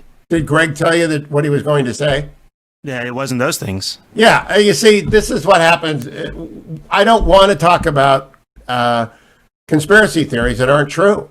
The election was not fixed. The voting machines were fine. We lost by 42,000 votes in 3 states, and we could have won. JD in Las Vegas. Hi, JD. Good morning, you. I've listened to every inaugural since Dwight D. Eisenhower's second, and I found this to be 21 minutes of pablum, and he's talking unity and using words that have been used so many times in the past without any specific. And if he wanted unity, he could have been really magnanimous and said, I do not believe that we should go after President Trump. Well, that wouldn't go into an inaugural address, though, and all. JD, I hope he says that. I've made the argument for that, but I wouldn't put that into inaugural address. And then for this 21-minute speech, to hear the newscasters on all channels from ABC that I kept switching to NBC to CBS, I mean, the contrast, if you do a contrast of what they said about Trump's inaugural in 2017, Hitlerian and worst speech and blah, blah, blah, and all of a sudden, Mr. Biden is the equivalent of Churchill giving a speech. I mean, well, that's true. Let me play you, and thank you for the call. Let me play you an example of that. Chris Wallace on Fox yesterday, cut number 5. This is what we heard today and what he's carved out for himself. We must end this uncivil war, and the way we can do it is if we show each other a little tolerance and humility. Martha, I thought it was a great speech. I've been listening to these inaugural addresses since 1961, John F. Kennedy, Ask Not. I thought this was the best inaugural address I ever heard. Obviously, a lot of this event today, a lot of the president's speech was colored by the emotion of the fact that exactly 2 weeks ago, 14 days ago, there was a mob of thugs, so you get my point. Of domestic JD is right. On the inaugural stand. It was a very fine Joe Biden speech. was saying I like that the same thing democracy that Chris prevailed. Wallace We were cited. able to. We were it is able so to far get removed that. from the greatest And he inaugural was speech he's talking ever about heard, how unless he we didn't listen need to to get Reagan's through that in the future. first and second if address. we are going to. It's not in the same ballpark. Let me go and talk to Ricardo in Tennessee. Hello, Ricardo. What did you think of the speech? Hey, buenos dias. You calling from East Tennessee here. You know, I thought it was very, very Joe Biden-esque. All words and no action. He talks about unity. You got all these policies, the wall, energy, taxes, everything that we stand for, he's going against. So how can I unify with that? But here's what I see Joe Biden like. Hey, you know when you get these 2 shoplifters to go in the store, and the nicer, cleaner one distracts the store clerk while the other one shoplifts everything in the store? Joe Biden is that nice guy talking to you at the clerk stand while the Democrat Party is cleaning out the house. I hope you're not right, but I understand your wariness. Thank you, Ricardo. Chris in Orlando. What do you think, Chris? Good morning. Thanks for taking my call. Always. I've heard the headlines, the sound bites from the speech. They were platitudes, and okay, that's fine. It reminded me of the a parable of a hiker coming down the mountain, and he came across this rattlesnake that said, "Oh, I crawled up here when it was so warm. I'm cold now. I'm going to freeze. Help me down. Take me where it's warmer down below." He says, "No, I won't do that. You'll bite me." So I promise I won't. Back and forth they go. He finally relents, puts him in his backpack, takes him down to where it's warmer, lets him out when it's warm, and the snake crawls out, promptly bites him, and he's laying there mortally wounded. And He said, "You promised you wouldn't bite me." He says, "Yeah, but you knew I was a rattlesnake when you picked me up." Well, you see, that is an iteration of the scorpion and the camel. For time's sake here, that's yeah, you're right. Yeah, it's an iteration of the camel. But let's wait and see. I'm willing. I mean, suspend judgment until we see. Yeah, let's just suspend judgment and see what happens. Thank you, Chris. Let's go to Tim in Tampa. Hi, Tim. Good morning, Hugh. I'm basically reiterating a lot of what a lot of the other callers are saying. It's just a bunch of hyperbole. Nancy Pelosi and all the high Democrats are never going to try for any type of unity. There's no olive branch extending across any aisles. There's no unity whatsoever from that party at all. So what would persuade you that it was legit? Nothing will persuade me that it was legit. I mean, what could they do? Actually start extending an olive branch. Well, what would that look like to you? Would it look like a call to dismiss the impeachment trial? That would be a start, but I know that's probably not going to happen. But if that happened, would you say, oh, maybe they're real? Yeah, I mean, it would be a step in the right direction. I mean, I do agree that we need unity, and we both sides need to work together. And not to change the subject. You got on the subject with the other caller about that? Well, I am not going to change the subject because I got a lot of people lined up, and I appreciate the call. Scoop in Columbus, Ohio. What'd you think of the speech, Scoop? Hey, Hugh, well, the Democrats always tell us who they are by the speech, and when the events of yesterday, what was missing yesterday from the events? Democrats have no balls. They had no balls. Okay, we can't put that on the air, Scoop. Profanity and vulgarity, not only do they offend me, but the Federal Communications Commission would fine us a great deal if I let that on the air. So please, America, understand that profanity and vulgarity get dropped. Brad in Louisiana. Brad, go ahead. Oh, I'm sorry. Diane in Phoenix. Hi there. Can you hear me? I can. Good morning. Good morning. I wondered, I asked your screen caller if I was allowed to compare the inauguration yesterday with the inauguration from 2016. Of course. Yes. Okay. Well, in 2016, I remember that there were a lot of women running around with vagina hats on. Diane, you're talking about the day after. That's not the inauguration. I covered that inauguration on Capitol Hill with Savannah Guthrie and Lester Holt and Chuck Todd. You're talking about the demonstration the next day.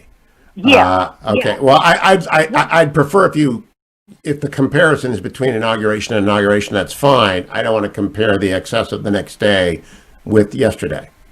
So apples to apples. Well, I guess the apples to apples is 25,000 National Guard people there and 74 million people that voted for Trump's freedom of speech taken away the last 2 weeks. Well, I don't think anyone's freedom of speech has been taken away. How do you think that happened? Well, just from big tech shutting everybody down. They only shut down the president, and that isn't your freedom of speech because big tech is not the government. The First Amendment rights that we hold dear only apply against governmental action. You might not like Twitter, and I don't like Twitter at all. I'm reading a book called Surveillance Capitalism, which has got me completely concerned about possibly the need to expropriate big tech. But what big tech does is not constitutionally significant, as the Constitution controls state action, not individual corporate action. More on that after the break. Thanks for the call, Diane. Time to remind people, relieffactor.com. You couldn't go to D.C. and march today. It's too bad people didn't do that. That would have been the equivalent of what happened 4 years ago. But you can get Relief Factor and prepare to march in your community if you'd like. $19.95. $19.95 gets you ready to go out and carry your signs. Your First Amendment rights are fine. You can march in a parade if you want tomorrow. You can organize a demonstration if you'd like, a peaceable assembly anywhere that you want. Don't go all Antifa on us and obstruct traffic and threaten people, but by all means express your First Amendment. And if you're going to carry a sign, your shoulders are going to hurt, and you're going to need relieffactor.com. $19.95 gets you started, a 3-week trial pack. Join the tens of millions of people who take it every single morning, as I do. relieffactor.com. Former Senator Jim Talent, who's seen and been at a lot of inaugurations, joins us next on The Hugh Hewitt Show. Portions of The Hugh Hewitt Show are brought to you in part by No Safe Spaces.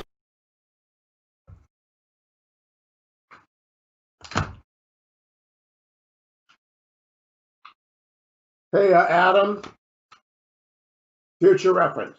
Mike Lindell, you dumped the call.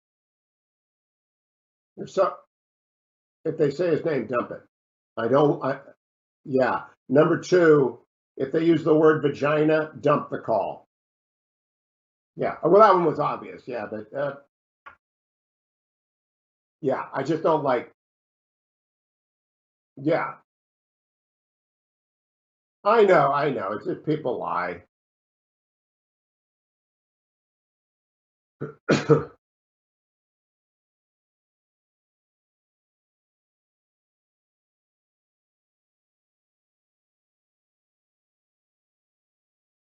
Yep.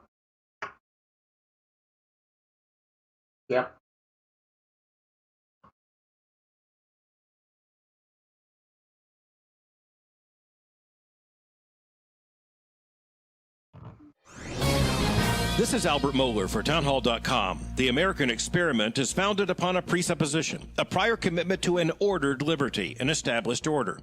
That means policies. It means a covenant. In our case, it means a constitution. As of right now, the U.S. Constitution is the longest surviving written constitution in human history. It's a remarkable document.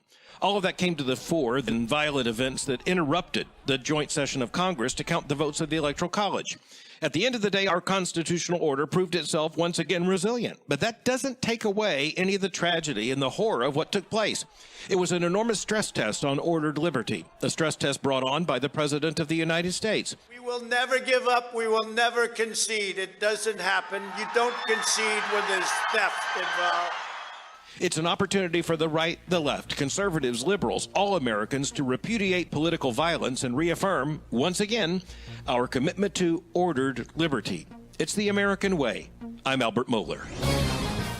The Pepperdine School of Public Policy, America's unique graduate program for leaders. Learn more at publicpolicy.com. Trending now on The Larry Elder Show. He used race to divide us from the very beginning. From the racist birther lie that the former President Barack Obama was not born in this country, to both sides in Charlottesville, to dancing around the question of whether he disavowed the former leader of the Ku Klux Klan. There's a lot to unpack. First, let's talk about the birther lie. Again, John Heilman, the co-author of the book Game Change, he's a lefty.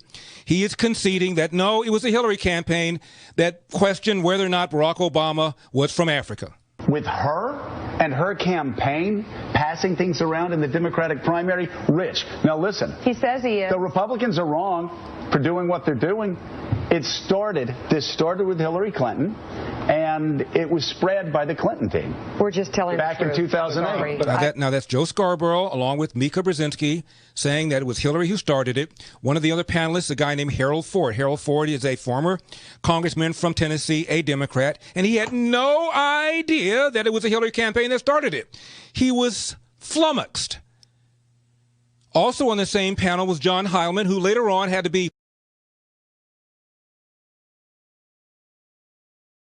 Welcome back, America. Hugh Hewitt talking now with former Senator Jim Talent. Follow him on Twitter at Jim Talent. Jim, what did you make of President Biden's inaugural address? You served with him. What'd you think? You know, I thought it was pretty good, especially the first part. I think he got unfocused. In the second part, I would have liked to see him condemn all the violence that occurred in the capital city over the summer. But I think that probably would have been a bridge too far for him. I thought it was pretty good. The acid test, of course, he was going to come when we start seeing the policies, particularly in the area of national security. And we'll see. he needs to continue recognizing that China is trying to remake the world in its own image and basically turn other countries into vassals of the Chinese state. And we really shouldn't sell them the rope that they're going to use to hang us. I was saying. Yeah. I don't know if you saw, but China imposed sanctions on 28 outgoing Trump administration officials, including the Secretary of State, Alex Azar, our friend Robert O'Brien, Kelly Craft, Matt Pottinger, many other people, meaning to me that they did their jobs if they've got the Chinese Communist Party upset with them. I want to know your opinion, Jim Talon, as a former senator. I believe the trial of a former president is unconstitutional in the Senate. It's plain, and Judge Luttig has written this in the Washington Post. It's on the face of the document. It is not intended, and the Chief Justice won't have anything to do with it. Do you expect Chuck Schumer to try and proceed? It's clearly unconstitutional. Yeah, I think he's behind an 8 ball. He's going to have to try and proceed. I read the piece. I've read what you've had to say about it. I think you make a powerful case. I think Tom Cotton makes a powerful case. In any event, if we want unity, I don't think we should go around, chasing everybody that we have an axe to grind against. Okay, but I think Schumer is going to have to, politically and otherwise, I think he's probably going to have to try and proceed. And that's not exactly going to be a unifying measure. Yeah, John Cornyn, your friend, just posted a reference to an Alan Dershowitz piece. Now that Donald Trump is a private citizen, the Senate should dismiss the articles of impeachment against him for lack of jurisdiction, writes Alan Dershowitz. Clearly, Senator Cornyn is among that. They'll never convict him because people are going to object to jurisdiction.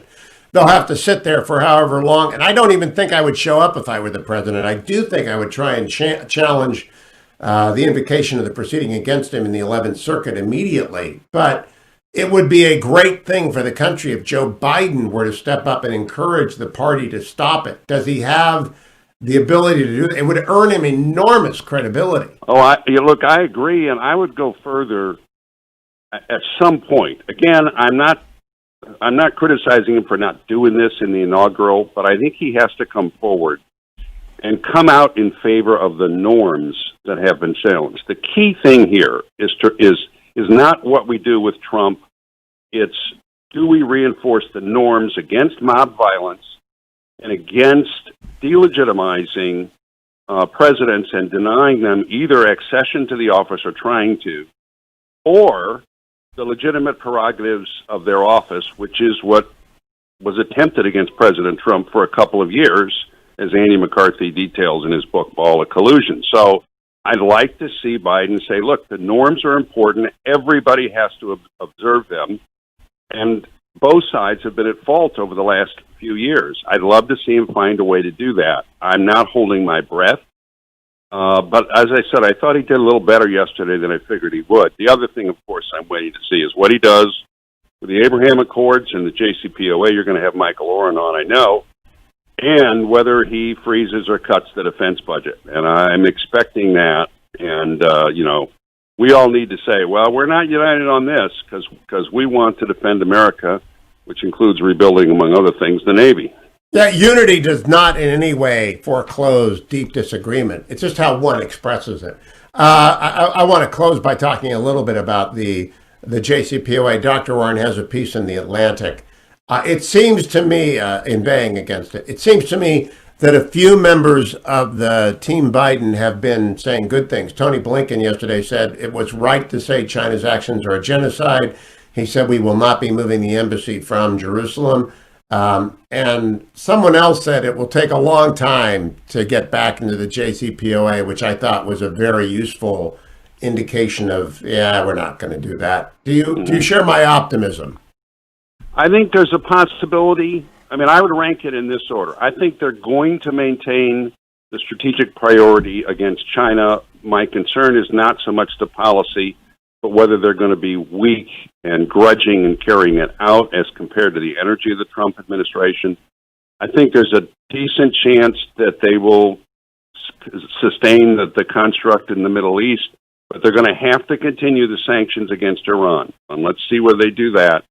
My big concern is what they're going to do to the defense budget, which, under Trump, we actually began for the first time in 25 years to rebuild the military. I'm concerned that they're going to freeze or cut the budget at the same time, by the way, as they're going to be spending trillions of dollars in huge coronavirus bills that aren't all devoted only to coronavirus. Well said. As always, Jim Talent from the Bipartisan National Policy Center. Follow him on Twitter at Jim Talent. Follow me to Hour 3. Fred Beetle Barnes and Tom Cotton join me, and more of your phone calls, 1-800-520-1234. What did you think of yesterday's inaugural address on today's Hugh Hewitt Show?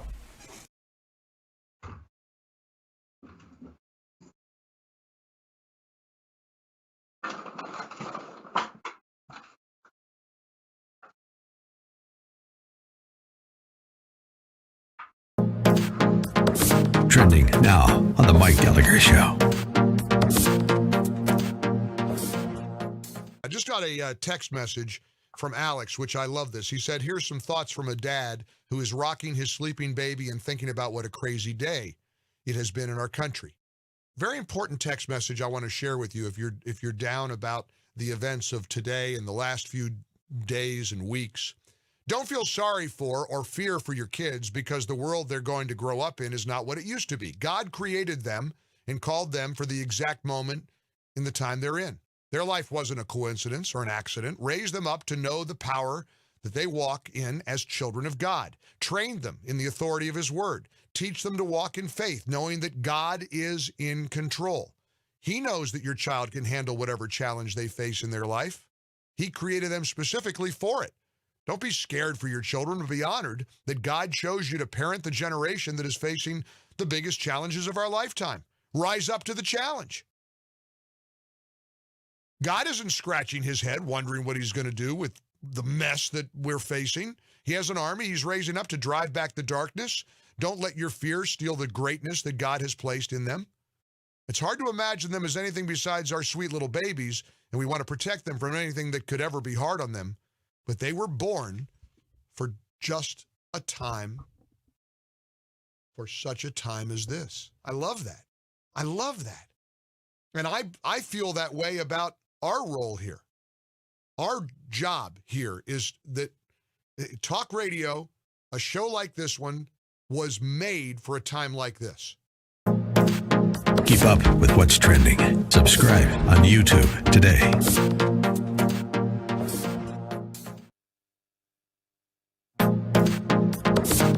Trending now on the Larry Elder Show. Muhammad is in Texas. Muhammad, you're on the Larry Elder Show. Thank you so much for calling. I appreciate it. I've been listening in. You're making some points, but I also realized that when Louis Farrakhan had tried to put his platform out, you know, he's very radical with his views in the Second Amendment or the First Amendment or whatever. I think it's just a. Wait a second, Muhammad. Farrakhan still has his Twitter account. Donald Trump's Twitter account has been permanently banned. Okay. Are you aware of that? Okay, I didn't know that. Yeah. No, I was not aware of that. Yeah, you can also go on YouTube and see his videos. So one more thing, Muhammad. One more thing. Minister Farrakhan took a photograph with Senator Obama. This is before Obama decided to run for office, and the reason he was meeting with Farrakhan and other black leaders is because they knew that this was going to be a young rising star, and everybody wanted to talk to him. So they took a picture with him. The guy who took the photograph, Muhammad, did not reveal the photograph until after Obama had finished both his terms because he knew that the photograph would hurt him.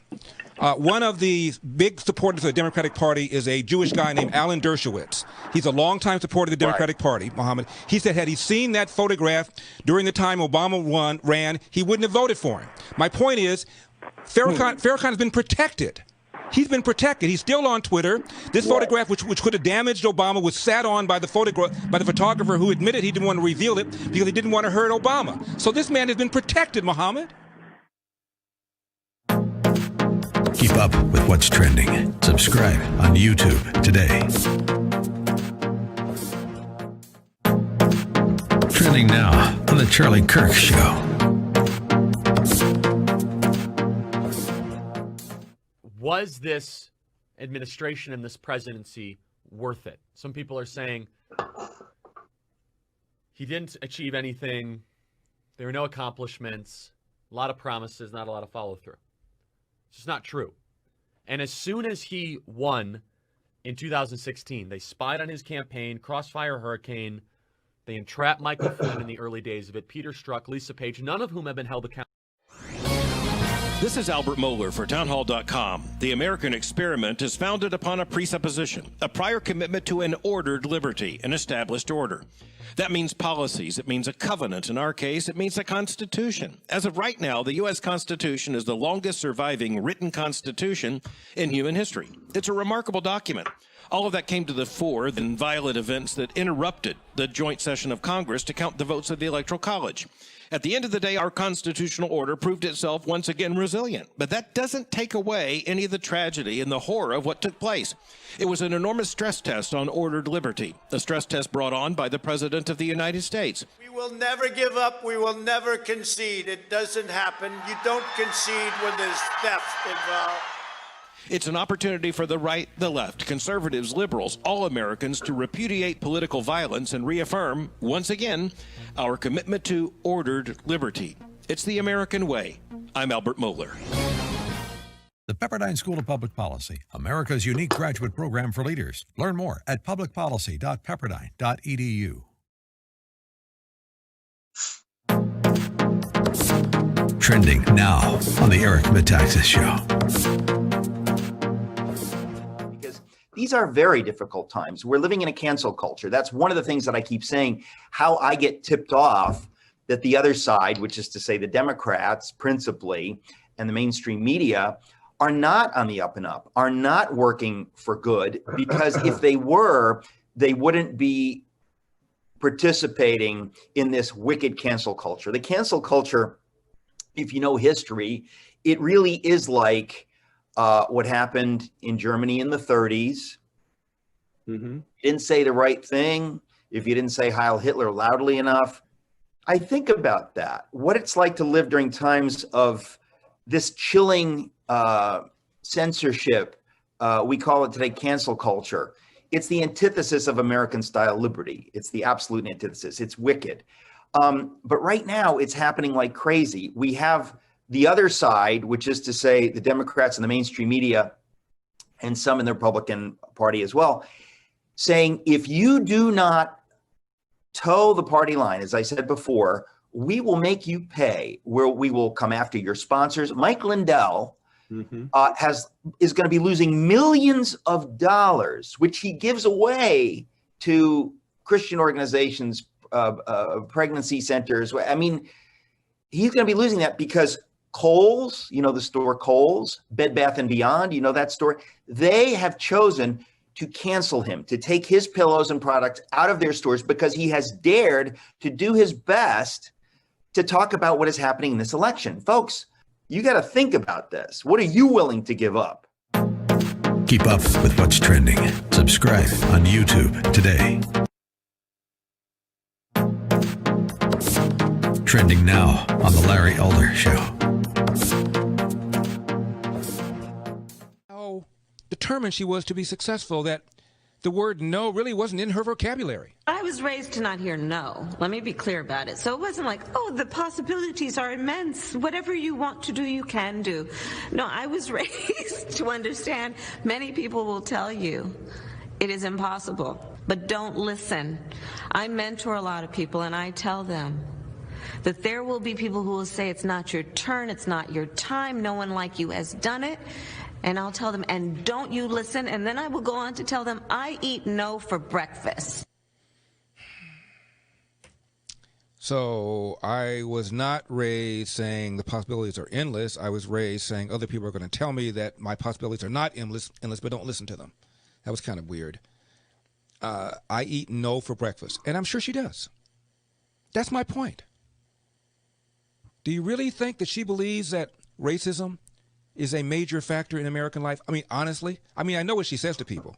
Do you think she and Barack Obama legitimately believe that the same country under which she became vice president, he became president, respectively, hold people back? This is the kind of thing that they honestly believe. But then come election time, she'll find the race card. and should tell black people that they are oppressed. Morning glory, America. Bonjour, hi, everyone listening wherever you are, Canada or anywhere in Europe. It's good to have you with me this morning. I remind all of you who sometimes get out of the car and lose me on the radio, you can watch on YouTube, the Hugh Hewitt YouTube channel. Not only streams the show live, it also presents the best videos of every show. So you ought to be subscribed to the Hugh Hewitt YouTube channel. I'm also on Facebook. And mostly, though, I love talking to you. We're talking about Joe Biden's inaugural yesterday. Let's go right back to the phone. Sharon in Michigan. Good morning, Sharon. Good morning. How are you? Okay. Hope you're well, too. I'm great. I love that Michigan in your voice. It's real. Yeah. I thought that the speech was pretty typical for an inaugural address. Had that nice, sincere Biden ring to it. But I'd like to look forward. Backwards, hopefully Durham is going to take care of some stuff from the past. And ignoring the bald-faced lies about Hunter Biden and his activities, trying to look forward. Canceling or making a plea to cancel the impeachment would be a good thing. But another thing that I think that Biden could do is to make an appeal to the country about not just putting yourself in other people's shoes, but canceling the cancel culture that's going on now, especially against conservatives. And it's real, and it's ruinous for some people, and that would be something I think that would mollify a lot of people. Sharon, that's a great call. That is considerate, conservative, and forward-looking. And I think that's what conservatism needs right now. Considerate and conservative and forward-looking, and you are absolutely right on everything you said. Thank you. Great call. Chadwick in Virginia. Hello, Virginia Chadwick. How are you? Hey, Hugh, long-time listener, first-time caller. How are you? Good. Good to have you. So, I listened to the inaugural address yesterday, and it's really what I would come to expect from an inaugural address. A lot of fanciful, poetic words, open your souls, harden your heart, things like that. I would like to share, a note of optimism in that, I did not vote for Trump in 2016. I did vote for him in 2020, and that's because I kept an open mind, and I looked at his policies, and I tracked his record. And I'm going to do the same for Joe Biden. And I was actually pleasantly surprised by Tony Blinken's an article I read from Tony Blinken where he stated that, he did not agree with Trump's approach to China, but he did agree with his stance to it. So I'm optimistically looking forward to what Joe Biden can do for the country, and I will remain open-minded. Great call. I was very impressed with Blinken's testimony yesterday, where he said, I guess it's 2 days ago now, where he said the genocide call on China is correct. He said that the embassy in Jerusalem is going to stay put. I was very encouraged. Now, I know Jake Sullivan is a realist who's the national security advisor, and I think maybe with Blinken, we're going to see a fellow who had to work for people significantly to the left of him, and we're going to have a center-left State Department, and I can live with that. If they're tough on China, I can live with that. If they stand behind Israel, I can live with that. Like you, Let's see what they do. Hey, Chadwick, thank you. Call again. I appreciate a call like that. Jan in Cleveland, Ohio. What say you, Jan? Hi, I'm fine. Did you see that Colin Sexton scored 42 points last night? I didn't watch. Oh, the Cavaliers were on fire last night. I just want people to know that the Cavaliers have suddenly become the hot team in the NBA. But go ahead, Jan.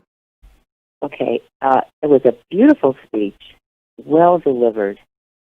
But my problem with Joe Biden is that he very sincerely said he was running for president because of the Charlottesville lie. And now we've been, they picked on Trump every which way they can, and his followers, and anyone who voted for him. And now we're supposed to close our eyes and pray. I'm sorry, I'm waiting for an apology. I've been called racist and deplorable and every other, and we're all. I don't think Trump ever picked on the people who voted for the other side. He might have fought with his. He called Joe, President Biden, Sleepy Joe. Joe Biden wanted to take him behind the gym and beat him up. They accuse us of being mean when they have been so nasty. I mean, well, I'm not going to disagree with you, Jan, but I am going to say I think we are better served by looking forward than looking back and see what they do now. Because there is a truth to the campaign cycle versus the governing cycle. And the governing cycle began yesterday. Let's see what he does on the impeachment and on the JCPOA and on the immigration bill. To me, Biden lies too much. I'm sorry. Well, let's look forward. I understand you believe that. Let's look forward and see what he does next. Jan, thank you. Tim in Washington State.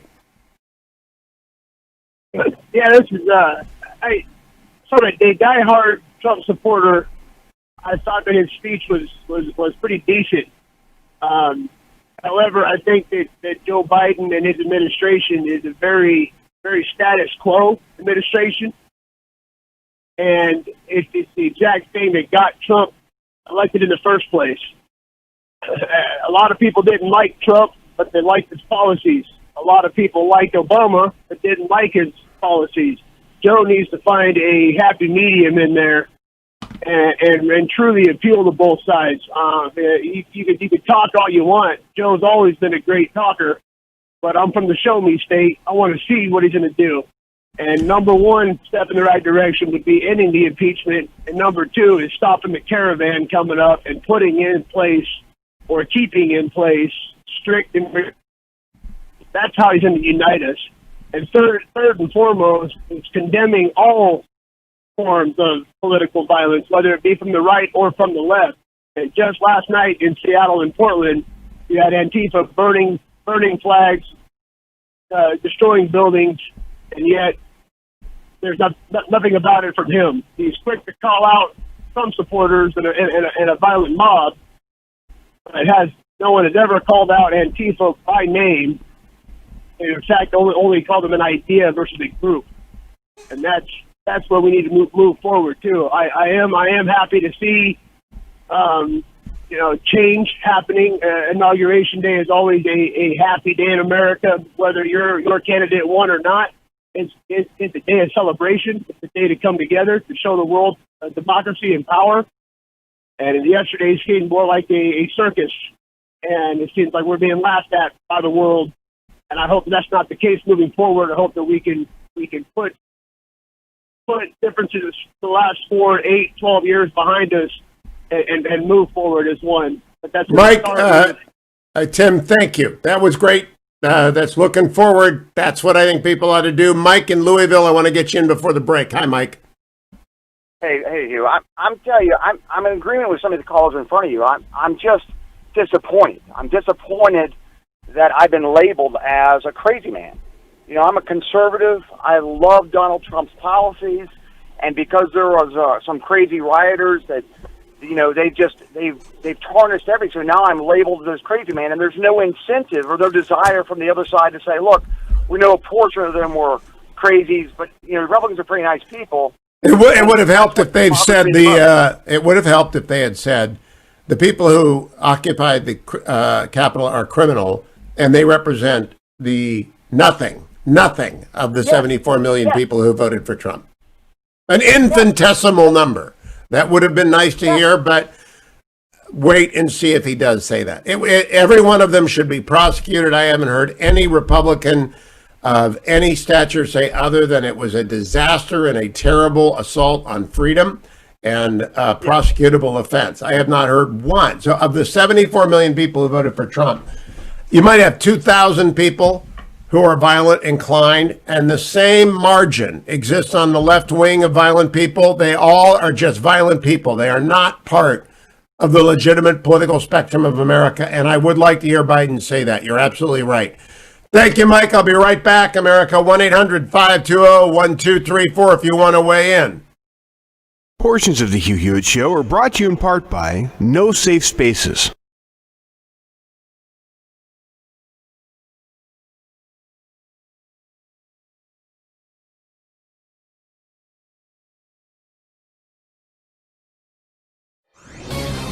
This is Albert Mohler for townhall.com. The American experiment is founded upon a presupposition, a prior commitment to an ordered liberty, an established order. That means policies. It means a covenant. In our case, it means a constitution. As of right now, the U.S. Constitution is the longest surviving written constitution in human history. It's a remarkable document. All of that came to the fore in violent events that interrupted the joint session of Congress to count the votes of the Electoral College. At the end of the day, our constitutional order proved itself once again resilient. But that doesn't take away any of the tragedy and the horror of what took place. It was an enormous stress test on ordered liberty, a stress test brought on by the President of the United States. We will never give up. We will never concede. It doesn't happen. You don't concede when there's theft involved. It's an opportunity for the right, the left, conservatives, liberals, all Americans to repudiate political violence and reaffirm, once again, our commitment to ordered liberty. It's the American way. I'm Albert Mohler. The Pepperdine School of Public Policy, America's unique graduate program for leaders. Learn more at publicpolicy.pepperdine.edu. Trending now on the Eric Metaxas Show. These are very difficult times. We're living in a cancel culture. That's one of the things that I keep saying, how I get tipped off that the other side, which is to say the Democrats principally, and the mainstream media, are not on the up and up, are not working for good, because if they were, they wouldn't be participating in this wicked cancel culture. The cancel culture, if you know history, it really is like what happened in Germany in the 30s. You didn't say the right thing, if you didn't say Heil Hitler loudly enough. I think about that, what it's like to live during times of this chilling censorship. We call it today cancel culture. It's the antithesis of American style liberty. It's the absolute antithesis. It's wicked. But right now it's happening like crazy. We have the other side, which is to say the Democrats and the mainstream media and some in the Republican Party as well, saying if you do not toe the party line, as I said before, we will make you pay, where we will come after your sponsors. Mike Lindell is going to be losing millions of dollars, which he gives away to Christian organizations, pregnancy centers. I mean, he's going to be losing that because Kohl's, you know the store Kohl's, Bed Bath & Beyond, you know that store, they have chosen to cancel him, to take his pillows and products out of their stores because he has dared to do his best to talk about what is happening in this election. Folks, you got to think about this. What are you willing to give up? Keep up with what's trending. Subscribe on YouTube today. Trending now on the Larry Elder Show. How determined she was to be successful that the word no really wasn't in her vocabulary. I was raised to not hear no. Let me be clear about it. So it wasn't like, oh, the possibilities are immense. Whatever you want to do, you can do.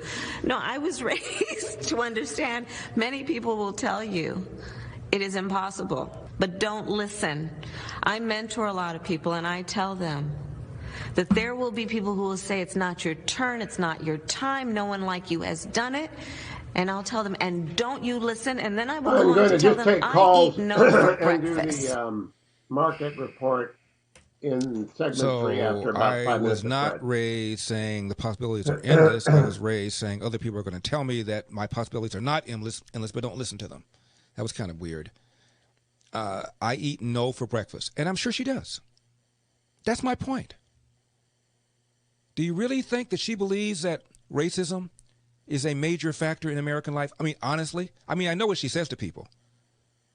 Do you think she and Barack Obama legitimately believe that the same country under which she became vice president, he became president, respectively, hold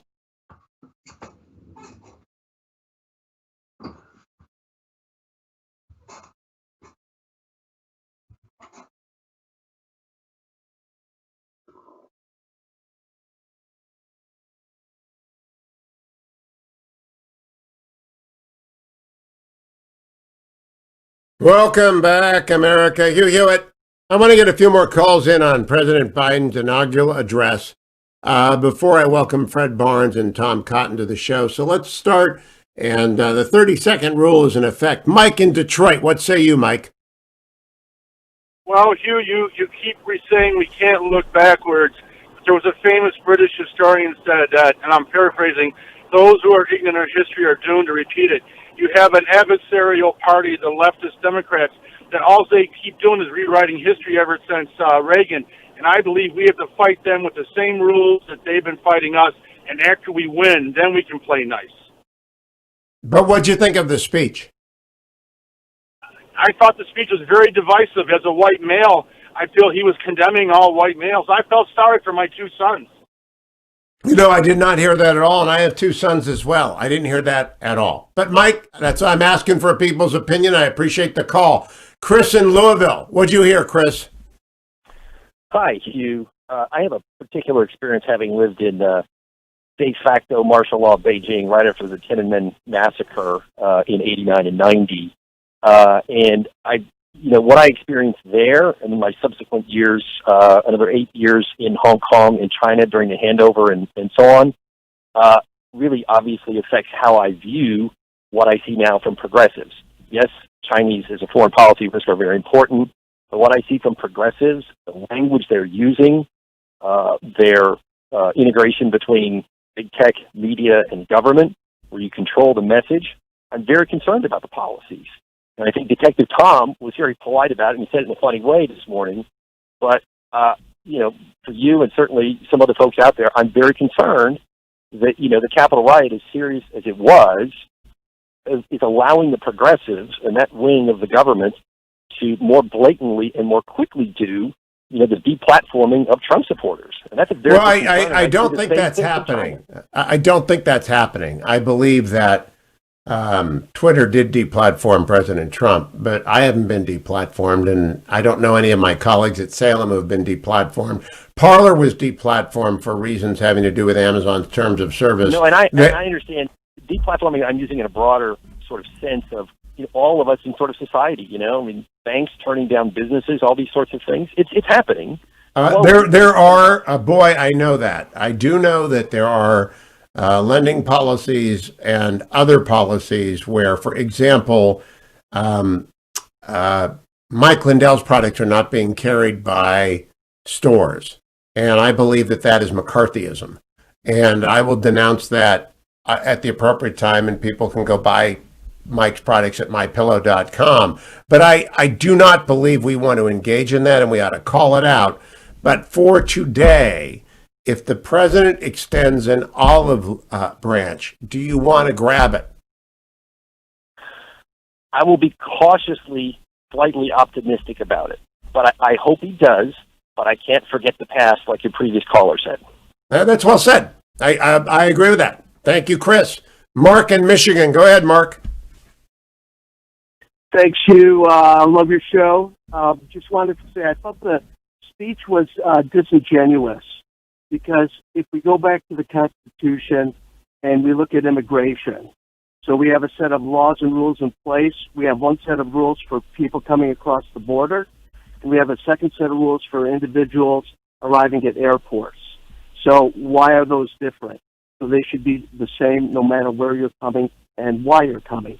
You also see the Keystone Pipeline. It's a huge advantage by shutting that down for China, because there's two pipelines in Canada. And by the way, let me interrupt on there, Mark. You're right. Keystone Pipeline is a terrible decision, but it may yield a great court decision. It's so bold and so contrary to due process. I'm hopeful that that will be an overreach that rebounds to our benefit. I want to get one more in because Amy has been very patient. Amy, you got 25 seconds, Amy. Amy, you got to hurry up. Amy, you got to turn off the radio and hurry up. Hello? Yeah, you're on. You got 15 seconds now, Amy. Yeah. You got the radio on, Amy. I'm sorry. Folks, when you call radio talk show hosts, you can't listen to the radio. You have to listen to the phone because you're got a delay. And it's a first-time user mistake, but next time, Amy, I'll be right back with Fred Barnes on The Hugh Hewitt Show. Portions of The Hugh Hewitt Show brought to you by Sierra Pacific Mortgage. For more info, call 888-888-1172.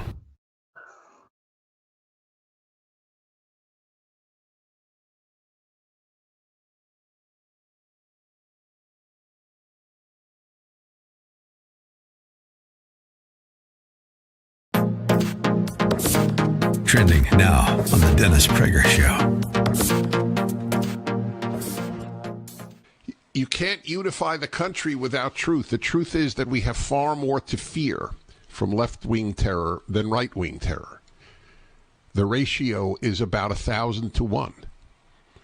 So you can't say you're committed to truth if you don't acknowledge that there are vast numbers of people who hate this country, who have dominated our society, who have taken over public spaces, destroyed, 1,000 businesses, torched them, vast amount of looting defended on National Public Radio, which had an hour on the moral defense of looting. What is ignored is you're asking me, the American, to ignore truth while you say how important truth is. So it's a tough pill to swallow. We are bathing in lies. Wouldn't it have been nice to say, you know what? America wasn't founded, you kids in schools. America wasn't founded in 1619, as 3,000 schools are teaching their children now. That's a lie. America was founded in 1776. You talk about truth? Kids are bathing in lies. Keep up with what's trending. Subscribe on YouTube today.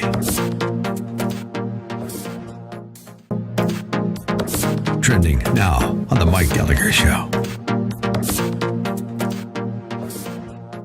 I just got a text message from Alex, which I love this. He said, here's some thoughts from a dad who is rocking his sleeping baby and thinking about what a crazy day it has been in our country.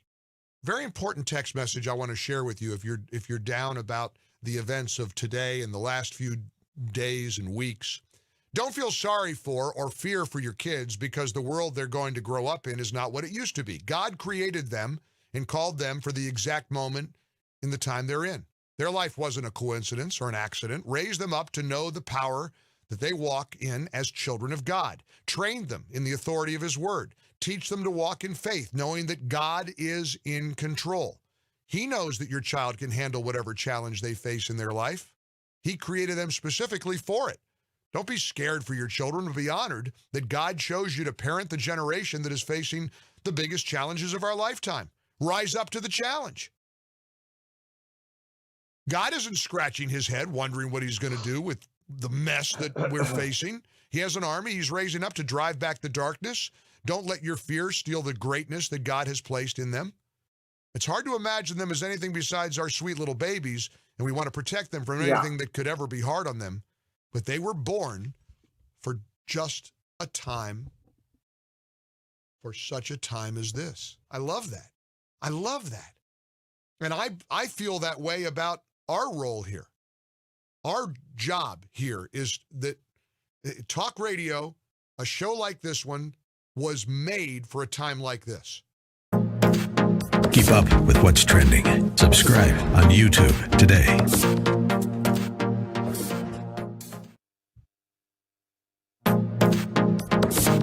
Trending now on The Larry Elder Show. Muhammad is in Texas. Muhammad, you're on The Larry Elder Show. Thank you so much for calling. I appreciate it. I've been listening in. You're making some points, but I also realized that when Louis Farrakhan had tried to put his platform out, you know, he's very radical with his views in the Second Amendment or the First Amendment or whatever. I think it's just a. Wait a second, Muhammad. Farrakhan still has his Twitter account. Donald Trump's Twitter account has been permanently banned. Okay. Are you aware of that? Okay, I didn't know that. Yeah. No, I was not aware of that. Yeah, you can also go on YouTube and see his videos. One more thing, Muhammad. One more thing. Minister Farrakhan took a photograph with Senator Obama. This is before Obama decided to run for office. And the reason he was meeting with Farrakhan and other black leaders is because they knew that this was going to be a young rising star and everybody wanted to talk to him. So they took a picture with him. The guy who took the photograph, Muhammad, did not reveal the photograph until after Obama had finished both his terms because he knew that the photograph would hurt him.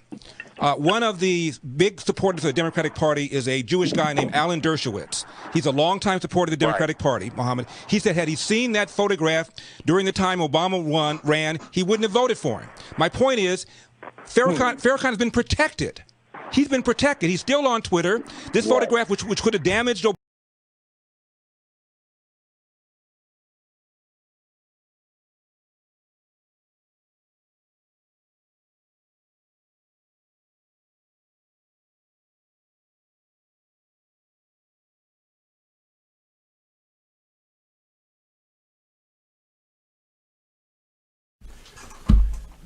Welcome back, America. Time to begin the new year with Fred Barnes of DC Examiner fame. Fred, good morning to you. I hope you saw that the Browns went deep into the playoffs and that the Cavaliers are 8-8 and rising and your Wizards are falling. I hope you're up to date on all the sports news.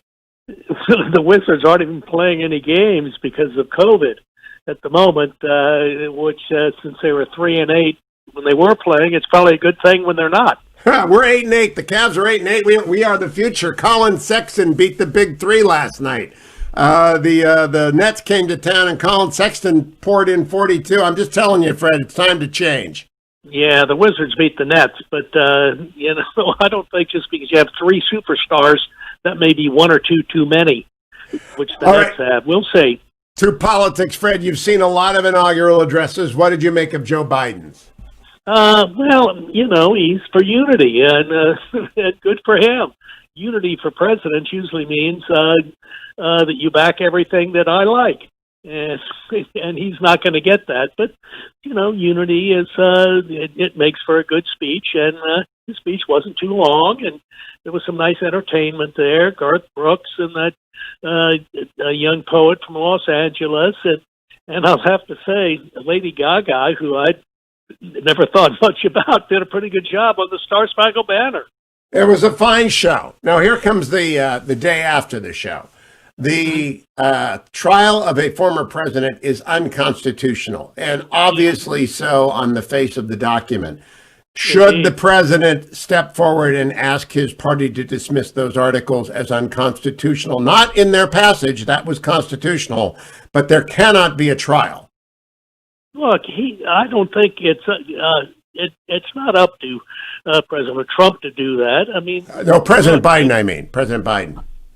Oh, okay. Well, he ought to do that. I don't think he's going to, but I think Mitch McConnell better get off this. I don't know what I'm going to do, whether I'm going to vote for conviction or not. McConnell, in the past, has indicated that he didn't believe in doing in trying to convict a president who's not in office anymore. And I think he needs to push that hard, and other Republicans and maybe some Democrats will jump in. I mean, it's such a terrible idea. It's obviously unconstitutional. Look, I admit the Constitution is not specific on this, but it's obvious that the job of impeachment is to remove somebody from office. Yeah, it actually is.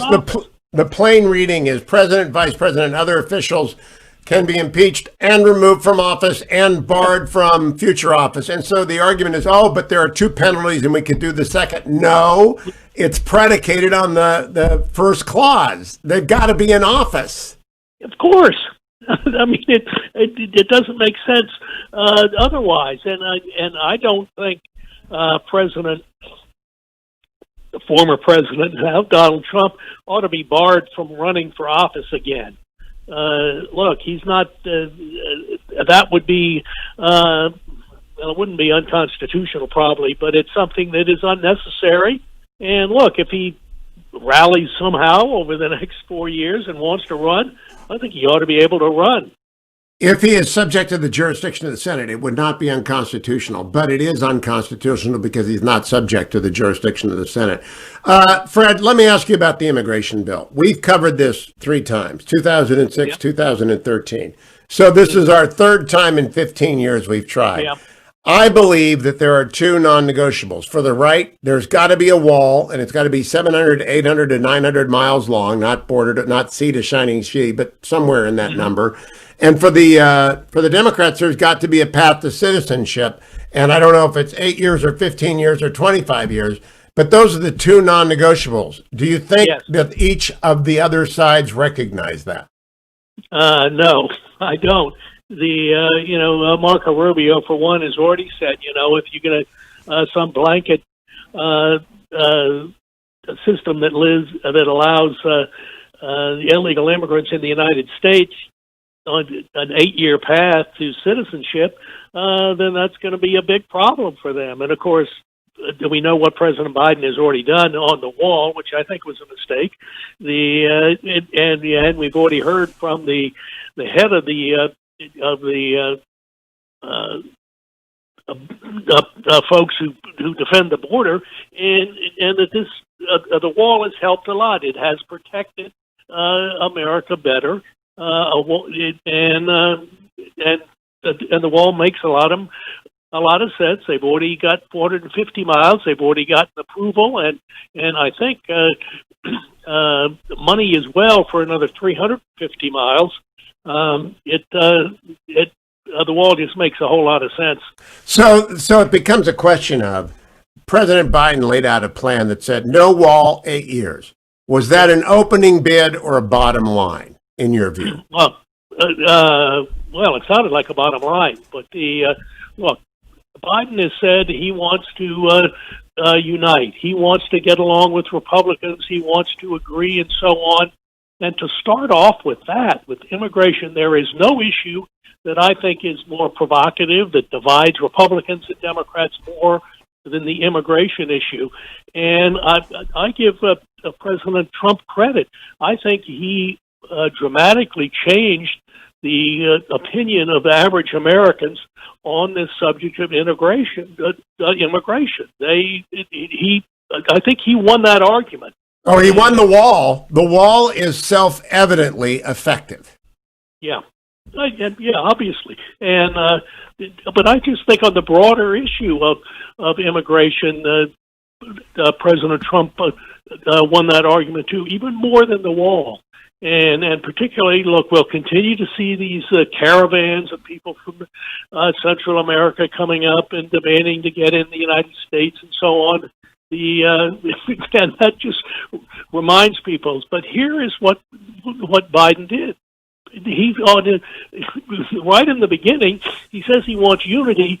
Then he's pushing this issue on immigration that is a huge roadblock to Republicans and Democrats getting on together. There's no unity in it. I agree with that. Last question, Fred. If you have to name the 5 front runners to be the Republican nominee in 2024, who are the 5? Well, certainly Tom Cotton is one. And after that it gets slim. I was interested in what Bret, what Trump said yesterday, that he'll be back in some form. So that may be a form that he'll want to run again if he can. I think Ben Sasse will be a pretty good presidential candidate. After that, it gets a little slim. Mike Pence, I think he ought to run. well, that's three. It gets pretty slim. I think of Ron DeSantis and Mike I was gonna Pompeo. mention Ron DeSantis is certainly one. And I think he's Mike really- Pompeo as well, because China will be an issue that will be undeniable at that point. Yeah, maybe. DeSantis could be a very strong candidate. On that note, I Fred don't know about Barnes, Pompeo. keep coming back. Keep your hopes alive. I hope they play basketball at the University of Virginia this year, so that Fred has something to do. They're playing very well, and I think they can beat Harvard again. Are you driving down to Charlottesville every day to see? Are they allowing fans in the gymnasium yet? Can't get in. Can't get in. I have seats, but they're empty. All the other seats are in the arena. Nobody's allowed in. I can't imagine. Have you been vaccinated yet, Fred? I have. I've had my first shot. I'm waiting to hear when my second shot is getting scheduled, and I feel better already. I think they ought to have a little wristband that lets sports fans go in if they've got the 2 shots, because then you paid for the seats. You ought to be able to go in. Fred Barnes, my friend, thank you. Follow him on Twitter at Fred Barnes. Works for the Washington Examiner. You cannot miss when you've got Fred Barnes on. Time for me to check the market. Brought to you by Andrew and Todd.com. I look at the Wall Street Journal this morning. Housing market stays tight as homeowners stay put. Supply crunch pushes prices near record highs. That is the headline.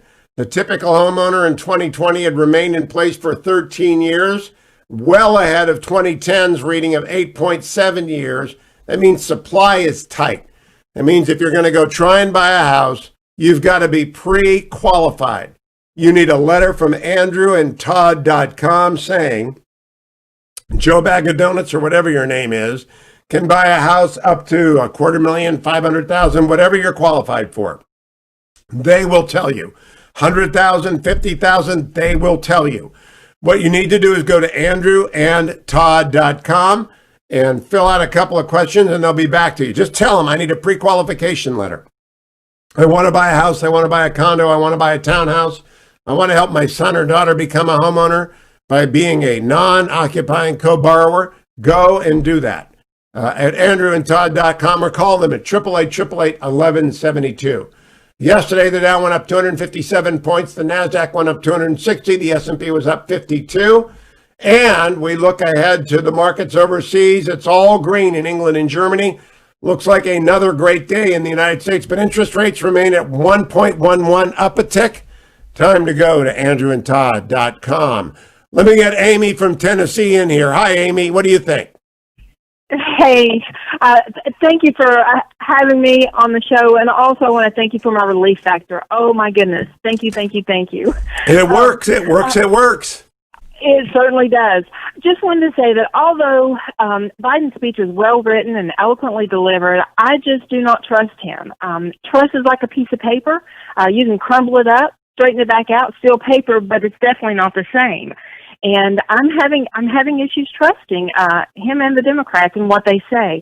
I'm a God-fearing Christian woman, and I believe that true change comes from the church house, meaning me and you, not from the White House.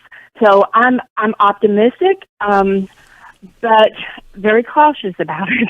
Very All cautious. right. That's fair, Amy. That's a fair and appropriate approach. Thank you. Gary in San Antonio. Go ahead, Gary. Hi, Hugh. Hey. My take on this is because of all that's gone on and the irresponsible language, I think a lot of the leaders I see in the Democrat Party, when Joe Biden talks about white supremacy, paints it with such a broad brush, it allows anyone that's against the Democratic narrative to be labeled that as such. And I think that's going to continue, and it's going to cause division, probably like you've never seen in our lifetime. Oh, boy, I hope you're wrong, but I understand that was the discordant note that I heard yesterday. I would never use that term without qualifying who it applies to. Terry, very quickly in Ohio. You got 10 seconds, Terry. Hugh, I was thought it was a speech full of political platitudes, and I'm very afraid of how he's going to govern given what he did already yesterday. Are you okay? You get the last word today, my friend. Thank you. Time for me to remind everyone about Relief Factor. Like Amy just said, thank you for telling her about it. A lot of people tell me that because Icarian, Curcumin, resveratrol, and Omega actually work. They do what you need to have done, which is support for the temporary relief of minor aches and pains. I'll be out on the highways and byways today. I took a day off yesterday. My goodness, the Santa Ana winds in California were just remarkable. So I took a day off yesterday, but I want to tell you, I'll be back out there today thanks to ReliefFactor.com. And I encourage all of you, you want to live a long time, you want to keep moving, you want to keep going. The way to do that is activity. Activity's key is, of course, getting rid of the minor aches and pains. Feels good to be a little bit sore, but not a lot. ReliefFactor.com. Senator Tom Cotton joins me next, America. Stay tuned.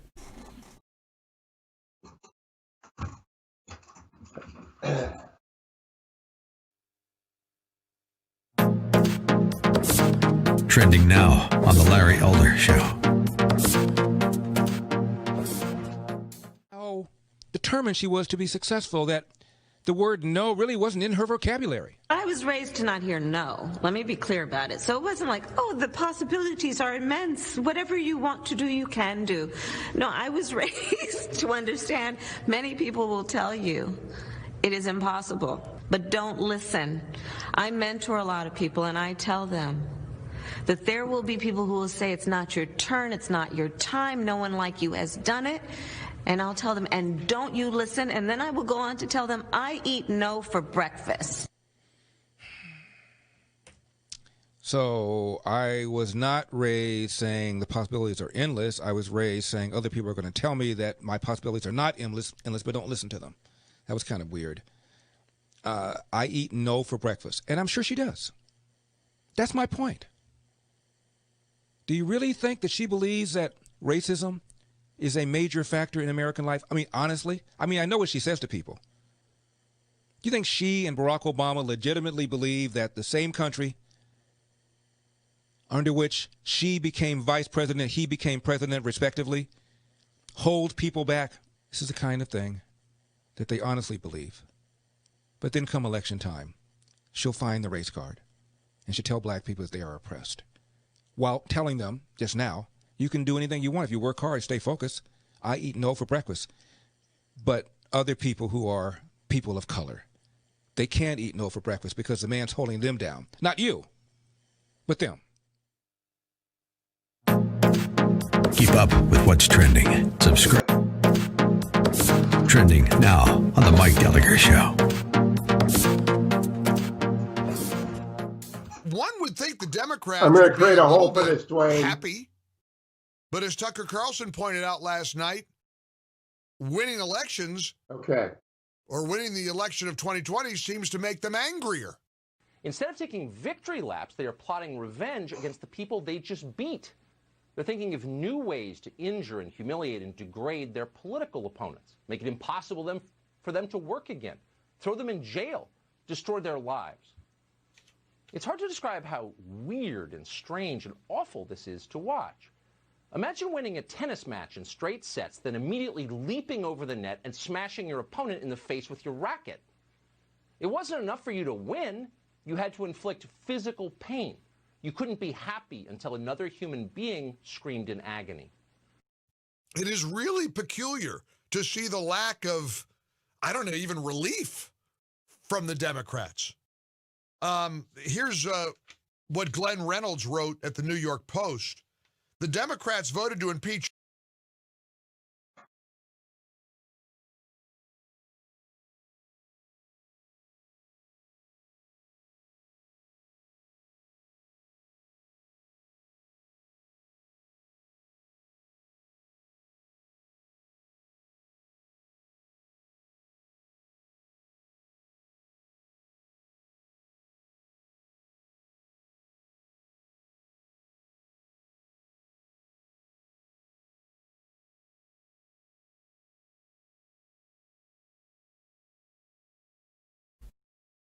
Welcome back, America. It's Hugh Hewitt, joined by Senator Tom Cotton. Good morning, Senator. Welcome. Good to talk to you.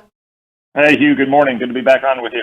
I want to cover two things with you, impeachment and immigration. First, I know you believe a trial of former President Trump is unconstitutional. Is that the majority view of the Republican caucus? Hugh, I think Senate Republicans are coming around to that view as they think more about it. I think for most Americans, it's just a very common sense position, though. The Democrats want to have a trial to convict and remove from office a man who left office yesterday. And by the time we get around to that trial in a few more days, that's going to be an even stranger proposition. Why are the Democrats spending the Senate's time in an obsessive inquest against a private citizen when we could be focused on what really matters, like getting more vaccines out to Americans or helping Americans get back to work or defending this country from the threats we face abroad? That's just the common sense view of things, Hugh. Now, I think the Constitution really couldn't be much plainer. It says that the President, the Vice President, and civil officers of the United States shall be subject to impeachment, conviction, and removal from office. Donald Trump is none of those things now. And to put a punctuation mark on that, Hugh, the reports I'm hearing in the Senate is that the Democrats propose not to have John Roberts preside over this trial because the Chief Justice only presides over the trial against the President. And if that's in fact their position, they are admitting that Donald Trump is no longer the president and therefore is not susceptible to impeachment proceedings. The whole thing, again, to me just shows how obsessive the Democrats and the media have become about Donald Trump over these last 5 years. Donald Trump may no longer live in the White House, but he is living rent-free in the heads of Democrats and the media. So if we are to be a party of the Constitution, I don't believe the Republicans have any other choice. Do you believe that the caucus will hold a vote on this position to get a sense of the caucus in your Thursday meeting?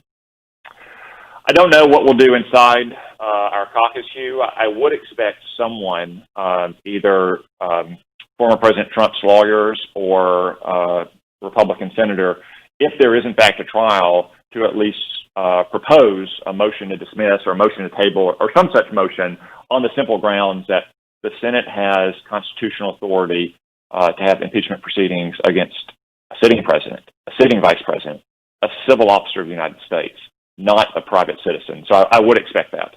I also believe that President Trump could bring an action in the 11th Circuit at a district court level to enjoin the proceedings, as it's akin to trying to shut down a newspaper. It is simply not constitutional. And although you can find a few law professors who will argue the point, any American can read the document and come to this conclusion, Senator.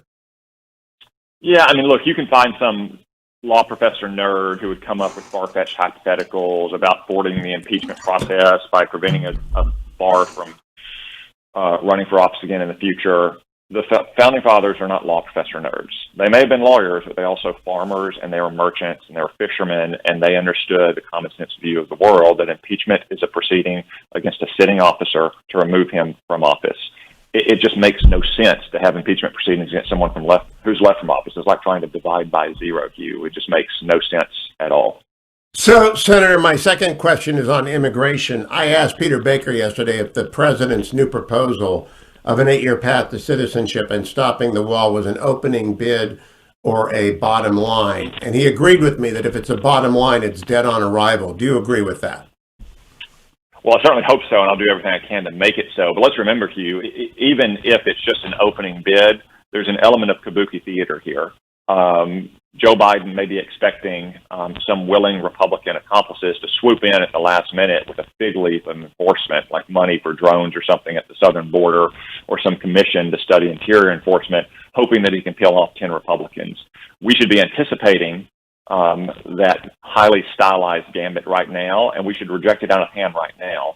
Republicans should not pass an amnesty first bill that puts an amnesty in place for 15 million illegal immigrants while also increasing guest workers visas at a time when we still have 10 million people out of work.